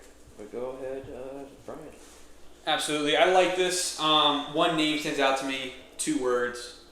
Bleed blue. I'm going Colson Loveland. They need a tight end. They got Will Dissly. They got Tyler Conklin. Good-ish tight ends. Decent enough, Bridge. But obviously, Jim Harbaugh being Michigan guy and them needing a tight end, it seems like a match made in heaven. Yeah. Short and sweet. I think that is the shortest and sweetest answer I could give you guys right there. Cyrus, Not much go ahead. needed. Yeah. Take this one and I'll give you my thoughts. Oh, is it Cyrus's, or do you want to go back to your pick? I mean, it is Josh's pick. It's my pick, but look at what team it is. Yeah, I know, but do you want to do the pick since he picked yours? Yeah. Because he played nice, I'll play nice too. All right. Okay. All right. So it's the Packers. It was a very interesting offseason. I was hoping for a bit more, hoping to sign guys like Devontae Adams, but it is what it is. We signed Miko Hardman to be the new kick returner because Keyshawn Nixon wants to be just more of a corner. We signed an Aaron Banks to a 4-year deal, but when you look at the contract, it's really a 1-year prove-it deal. We re-signed Isaiah McDuffie, re-signed Brandon McManus. Finally, we don't have a kicker situation anymore. And we also signed Nate Hobbs to, once again, it looks like really just a 1-year deal, prove it, but also to a 4-year deal. With these signings, my number 1 pick would obviously be Johnny Barron if he was available. When I'm looking at the available names here, to me, our biggest names are receiver, is edge, is corner. When I look at the cornerback picks, I'm not I'm not super in love with any of them really. Siobhan, I do this thing every year where I look at all of the Packers mock drafts and I put it into a spreadsheet. Siobhan Ravel has been a name that has consistently been there since the beginning. Product from Eastern Carolina, but really nothing that I'm too excited about. Also coming off an ACL injury, so I'm not going to pick corner here if I was a Packer. I mean, in this situation, I would look at Emeka Egbuka or Matthew Golden, a receiver that definitely, maybe this is the year that we finally decide to actually pick a receiver during round 1. Definitely not a tight end. And finally, when I'm looking at edge and D-line, Walter Nolan is an interesting pick. Derek Harmon's an interesting pick. But also, there's the Boston College connection with Jeff Hafley, who used to be the edge. That's good. Yeah, he was an actual product of Jeff Hafley because he used to be the head coach there before he became the defensive coordinator here. So I'm not going to say who I would pick to influence anything, but I'm interested to hear your thoughts on what you would do. I'll tell you right now, I'm sorry, Cyrus, because I was thinking between 2 names. One of them being the edge rusher out of BC, Yeah. and then the other one being Siobhan Ravel. Okay, yeah. And to me, I really like Siobhan Ravel. I know he has injury problems, but at the same time, I'm totally fine with if the Packers always develop good secondary players. Better than Ennis Rakestraw. Yes, and I'll tell you right now, Pool from last year. looking at your guys' defensive line, I don't think you really need. Your worst name up there is Lucas Van Ness. Lucas Van Ness is still a great. If he's your worst name, you're Yeah. in a good spot. You're in a perfectly fine spot. we did fire our defensive line coach for how badly they performed, so. That is true. I mean, yeah, but looking at it, That could be I more mean, scheme, I think, probably, than anything else. outside, you lost most of your, depth at corner. Jair Alexander, he's starting to get older, and Plus, we don't even know he's going to be on the team at all. Yeah, Hey, Raven. he's getting older. He's starting to Yeah. he's starting to get injury, concerns. Which to me, I think this is a time where we start looking towards adding to the secondary, because this is truly your offense. Your offense is great. your offense will produce. Your defense, your front seven is great. Yeah, I mean, And I just hope that they can be Looking better with the new D-line coach. And Xavier McKinney, Yeah, great. literally, I know you can't see it. If we were doing video, I'd be wearing my Xavier McKinney jersey that I got from my aunt, so thank you for that. But, I mean, to get a 6'3" corner, you can never really complain.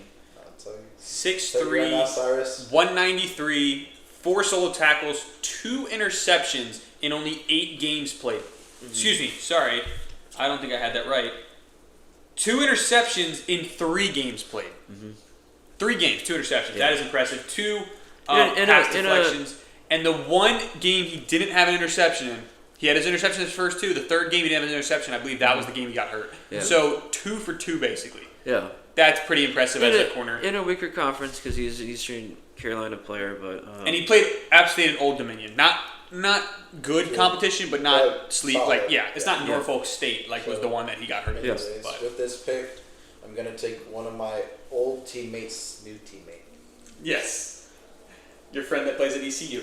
I So watched him Siobhan- at Navy and he got in a fight. I thought it was funny. He started a fight. That was so funny when I saw that. Dude, that's classic Yannick. I was there in life, but yes, or there in watching it live. But we now move on to the 24th pick, down to our last 9 picks of the first round. Woo! After being an hour and 35 in, let's try and cruise through these last 9 real quick. you're the Vikings. I say, do you just want to stop? I mean, we got through most. They We'll bring up like. We great can just signings. knock out these 5. Yeah. The only other team that we're talking about Unless really it's long would be the Baltimore Ravens because Unless- that's just me. Yeah, unless it's a truly notable Yeah. signing, Cyrus. Just let's cruise on. Jonathan Allen, Javon Hargrave, Byron Murphy. Yeah, those are the 3 big ones. And Harrison Smith is coming back. I don't know Jonathan Allen over there. I And, really. and Ryan Kelly and Will Fries, but that's about it. Because Will Fries signed a 5-year, $88 million deal. And Aaron Jones. I don't know. I like it, but how are you leaning as the resident Packers fan? Who are you leaning at? Who are you looking for? Rondale Moore's a good pickup. I mean, this is difficult. Nice Jalen Rager. Conflict of interest here. I hate this team. But I do have to remain unbiased, as we all have so far. Obviously, they did lose some pretty big defensive backs. They lost Cam Bynum. And I'm thinking there's probably some other people I'm forgetting about. But they did make a lot of signings to the defensive line. So I don't really know if They lost Sam Darnold, but that's JJ McCarthy. True, but they do have JJ McCarthy. Yeah. So this is an interesting pick. I do think it depends on if they want to make any additions to their offensive line or to their depth of the offensive line. Running back remains a need just beyond this year because Jones is quickly reaching that point where he's just not very usable anymore. So I look at this, and I know this is going to hurt Brian, but to be honest, and this would hurt for me as well, I do believe that they do take Nick Emenwari, the other 10 out of 10 RAS receiver for this year. It's a little Or, rough. sorry, 10 out of 10 safety RAS score, but like another 10 out of 10 in terms Like of Shamar. RAS score. Yeah. Perfect score on the RAFs. Little rough of a start. Yeah. Maybe no safety hopes. I don't know. It's up to one of you guys. I don't think I have my pick. But I am on Houston. Mm-hmm. Easy pick. 2 words. Emeka Egbuka. Okay. Okay. You're replacing Stephon Diggs. Tank Dell is still going to come back really sore. All you have is Nico Collins. And even if Tank Dell comes back as your deep threat, you have Emeka Egbuka who would be your slot. Mm-hmm. Plus he has the connection with C.J. Stroud. It is another match made in heaven. My last 2 picks have literally been matches made in heaven. I think it's a perfect fit, and I don't think there's really much more explanation needed. The only Granted, they do need line. Yeah. But I think if Emeka Egbuka's there, you can pick up line somewhere The only else. big notable things that they've done is acquire C.J. Gardner-Johnson. They re-signed Derek Stingley Jr. We're able to re-sign Daniel Hunter, and we're able to trade for Ettinger. And Yeah, I mean, Cam- and Christian Kirk. That's pretty much. Cam Robinson, Trent Brown are two really good pickups. Oh, yeah, Trent Brown's a good one. They had $3 Kirk. million. That's it. They had Kirk and Watson. They have Lakin Tomlinson. They have some decent pieces. You could have got Kelvin Banks if you wanted, Josh Simmons, Yeah. Tyler Booker. All those would have been great picks. But I really like the idea of bringing Mike Egbuka in because I don't think Kirk or Watson could fill in what they need as a long-term replacement, especially if Tank Dell keeps getting major injuries. Hopefully he doesn't. I never want to see a player have that. But if he does, Amik is a great replacement. And we look at the Rams. Poona Ford and Devontae Adams are the two biggest additions to this team. Matthew Stafford agreed to a restructure, so he is going to stay. And other than that, they did lose Jackson to the Bears. Let me tell you right now, there will be another Buckeyes taken at this spot. Josh Simmons. Josh Simmons. Josh Simmons. Josh taking Josh. All right. Ooh, and it's me with the. I like the pick. I like the pick of Josh Simmons. Good pickup to replace and tackle. They did lose one of their tackles. Or they lost Jonah Jackson. So definitely needed offensive line, especially after Andrew Whitworth left. This is interesting. All of us get to pick each other's favorite teams. I'm the only one that didn't get to pick one. You picked Falcons and Ravens. Josh picked Packers. Oh, you did not. Wow. But I never had to pick my rival. That's true. Josh had to pick the Saints. You had to pick the Vikings. I didn't have to pick the Browns, Bengals, or Steelers. So Nothing too crazy with the Ravens. Signed D-Hop and re-signed Ronnie Stanley, and they still have Ben Cleveland. And that's a rough one. Cooper Rush. I was really happy with that one. I was like, we legitimately needed a backup quarterback. Chidobe Awuzie, not a bad one, but yes, I love that one. So, give me your thoughts as the Ravens fan. Well, originally, like I said, top of my mock draft board, my board is Malachi Starks. He just feels like a Raven. Perfect fit. You need a safety. We're probably gonna get a Darius Washington back, but to add a third safety is where our defense strives. But obviously, Eminawari's not there. Yeah. Starks isn't there. Jade Barron's not there, and I'm not reaching for a corner. Mm-hmm. We have enough corners right now. We have Nate Wade and TJ Tampa coming up. So you're looking at tackle. I don't think we really need tackle. We have some nice young tackle in Rosengarten, and we have Ronnie Stanley. I don't think we need to stretch for one in the first round. I'm looking at either Tyler Booker as a guard, or I'm leaning towards James Pierce. Okay. We need an edge. Odafe is coming up on his last year. I think he's on his 5th year deal. He's not been signed an extension yet. We have to pay Kyle Hamilton and Tyler Linderbaum all really soon.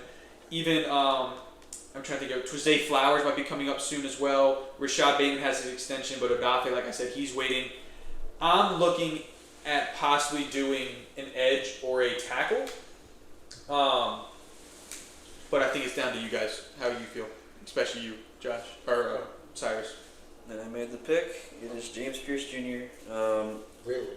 Yeah. Pick. Brian's been talking about James Pierce Jr. for a while during our conversations through various just meals at Doubt It. It's just the dining hall here. So I knew he liked him for a while. I do think though this is a good fit for Pierce. He's on a team with a lot of good defensive talent. Obviously, like you do need another safety other than Kyle Hamilton. What happened with Marcus Williams? Did he get released? We released him, yeah. Or he's going to get cut at least. Mm-hmm. And you have Xavier Watts from Notre Dame, who I like a lot. But he's coming in this. He's a second-round talent, so you can get him. And Kevin Winston apparently is one that we visited in the top 30. He's really good as well from Penn State. But other than that, I mean, when we're looking at the Ravens, they're just a few pieces away from. Excuse me, Jalen Reed, not Kevin Winston. They're a few pieces away from finally being that team that can hopefully win a Super Bowl for my boy Brian. So thank you. We've missed that dominant edge rusher, and I think if we were able to get James Pierce, who's a raw, uber athletic SEC edge rusher, who was arguably the best edge rusher in this class until a little bit of bad injury luck and lack of production because of injuries. And we have Chuck Smith, also known as the pass rush whisperer.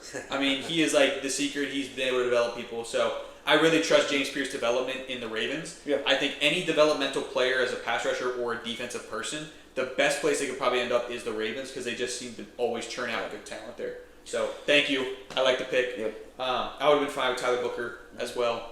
So okay. Well, we're looking at the Lions. They were able to sign my number one free agent target as a Packer fan would have been DJ Reed to a nice little contract.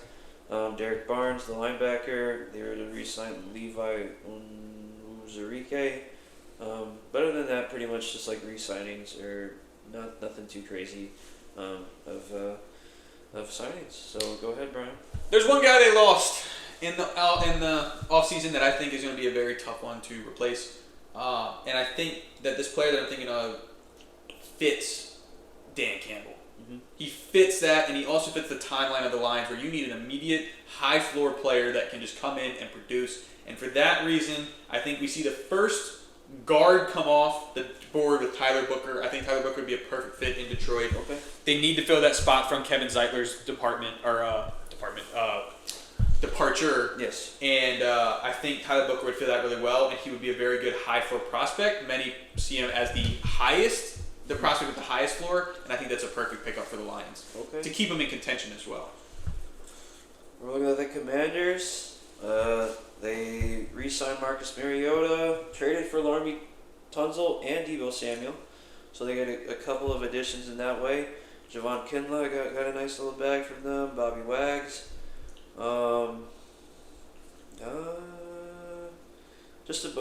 Honestly, just like a lot of pieces. But to get those two guys, pretty big. So what do you think, Josh? At pick 29 with the Commanders. Sitting here, I think this is a defensive pick. Okay. Looking at this, I mean, we saw that Jaden Daniels show last year. This kid was absolutely insane for a rookie quarterback. Yes. Leading all the way to the championship game, which we don't get to see often. I mean, he did a lot with a little, and bringing in someone that could be a fringe Pro Bowl receiver. Yeah. And Debo to go with Terry and whatever they're planning, Austin Eckler and 50 Cent at the running back position. Insane. The offensive line still gives me a little scares every now and then. But And you bring in Larry Larry Tunsil, and they're trying to hopefully they got a young line, so they're and Cosme tore his ACL in the playoffs.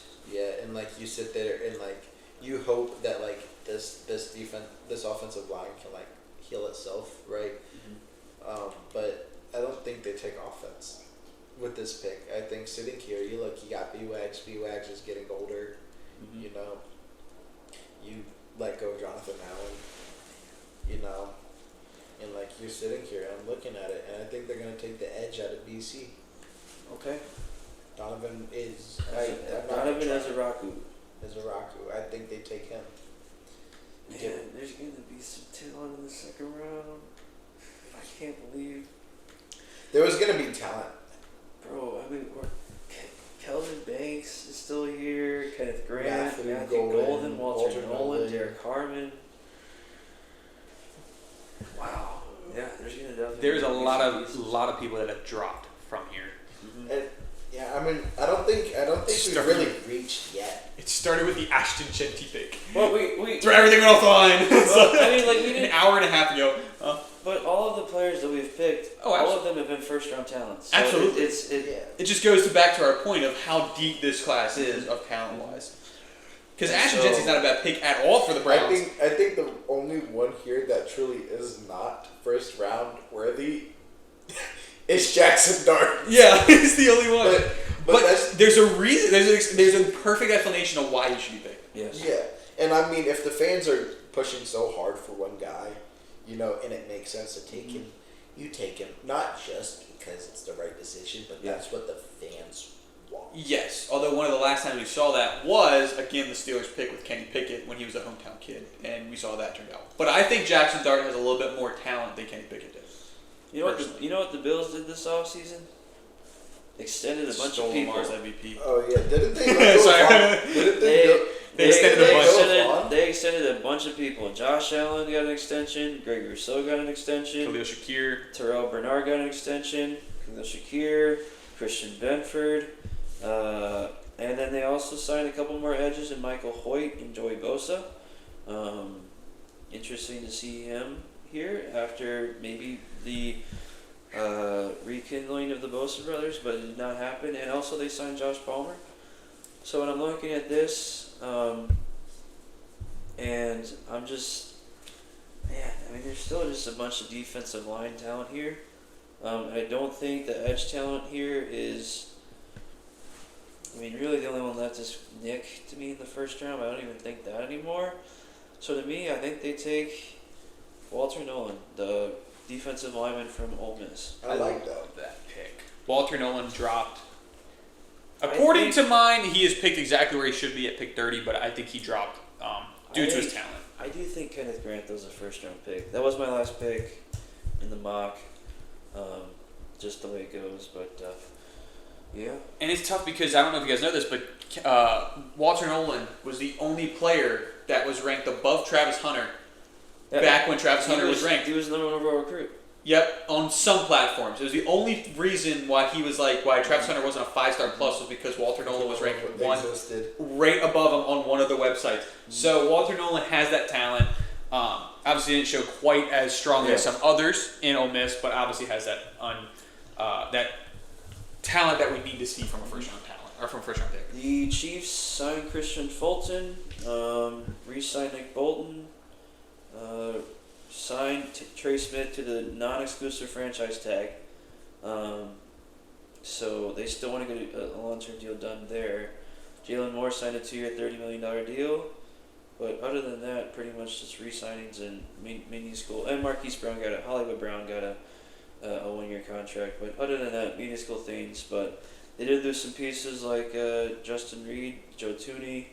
So they got some holes, and maybe an offensive guard, an offensive lineman is, and Kelvin Banks is someone that could play guard in the NFL. But that's up to you, Brian. This is a no-brainer. If I'm the Chiefs and I see this happening, I am sprinting as fast as I can with as little time taken off the clock as possible. I'm going Kelvin Banks. Okay. I like that. Kelvin Banks, a 13th prospect ranked in NFL mock database, draft database. He drops all the way to 31, 2 picks from the second round. Basically, you are the first 2 picks of the second round. Mm-hmm. He drops that far. I'm taking that all day. Joe Tooney was doing left tackle. 19. So even then, he's almost 10 picks. Over 10 picks. True. Like, he could play guard or he could play tackle. Just like Joe Tooney. And Joe Tooney was a much-needed spark on that left side, or at least wall on that left side, when they did lose Orlando Brown Jr. and have that hole. And Joe Tooney really helped. And with him gone now, who was playing the left tackle at that time, bringing in Kelvin Banks, who has a very similar versatility of being able to play guard or tackle, I think is a great fit. Finally, we have the last pick. Eagles. Saquon Barkley signed a 2-year extension. They acquired Dorian Thomas-Robinson, signed my boy A.J. Dillon, extended Layden Johnson, acquired Kenyon Green, and re-signed Zach Bond, which I'm very happy for him. But they did lose a crap ton of defensive linemen, including Milton Williams, Josh Sweat. There was another name. Darius Slay. They lost. Who were the other ones? Montez Sweat, Josh Sweat, or Milton Williams. Mekhi Becton.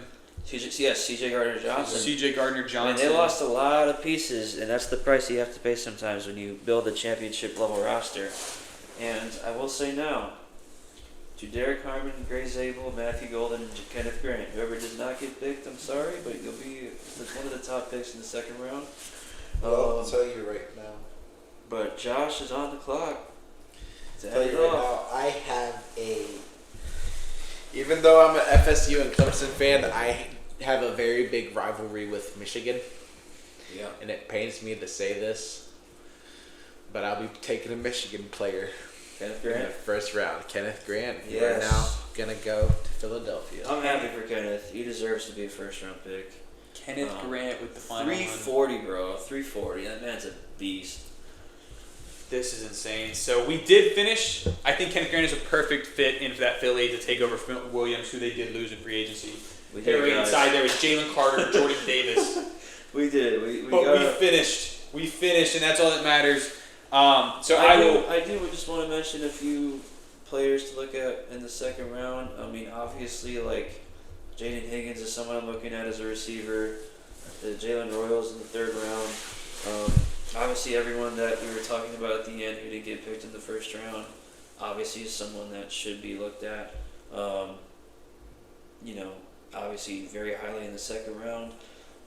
The way it just works is that there's only 32 spots, and running back and receiver in the next couple rounds, we'll see a lot of them go because a lot of those receivers and running backs that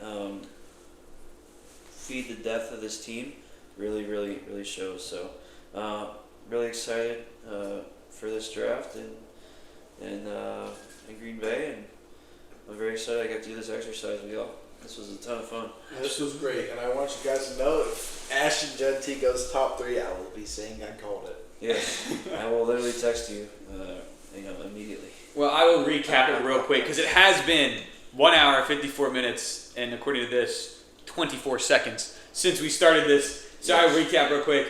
We have Cam Ward going first to the Titans, Ashton Genty second to Cleveland, Shador Sanders, quarterback, to the Giants going third, Travis Hunter dropping to New England at the 4th spot, Abdul Carter to Jacksonville, that's in the 5th, Mason Graham to Las Vegas, Will Campbell to the Jets, Ted McMillan to Carolina, Will Johnson to the Saints, another dropper, Jalen Walker to the Bears, Malachi Starks, one of the bigger risers of this, to the 49ers, Omarion Hampton, another big riser, to the Dallas Cowboys.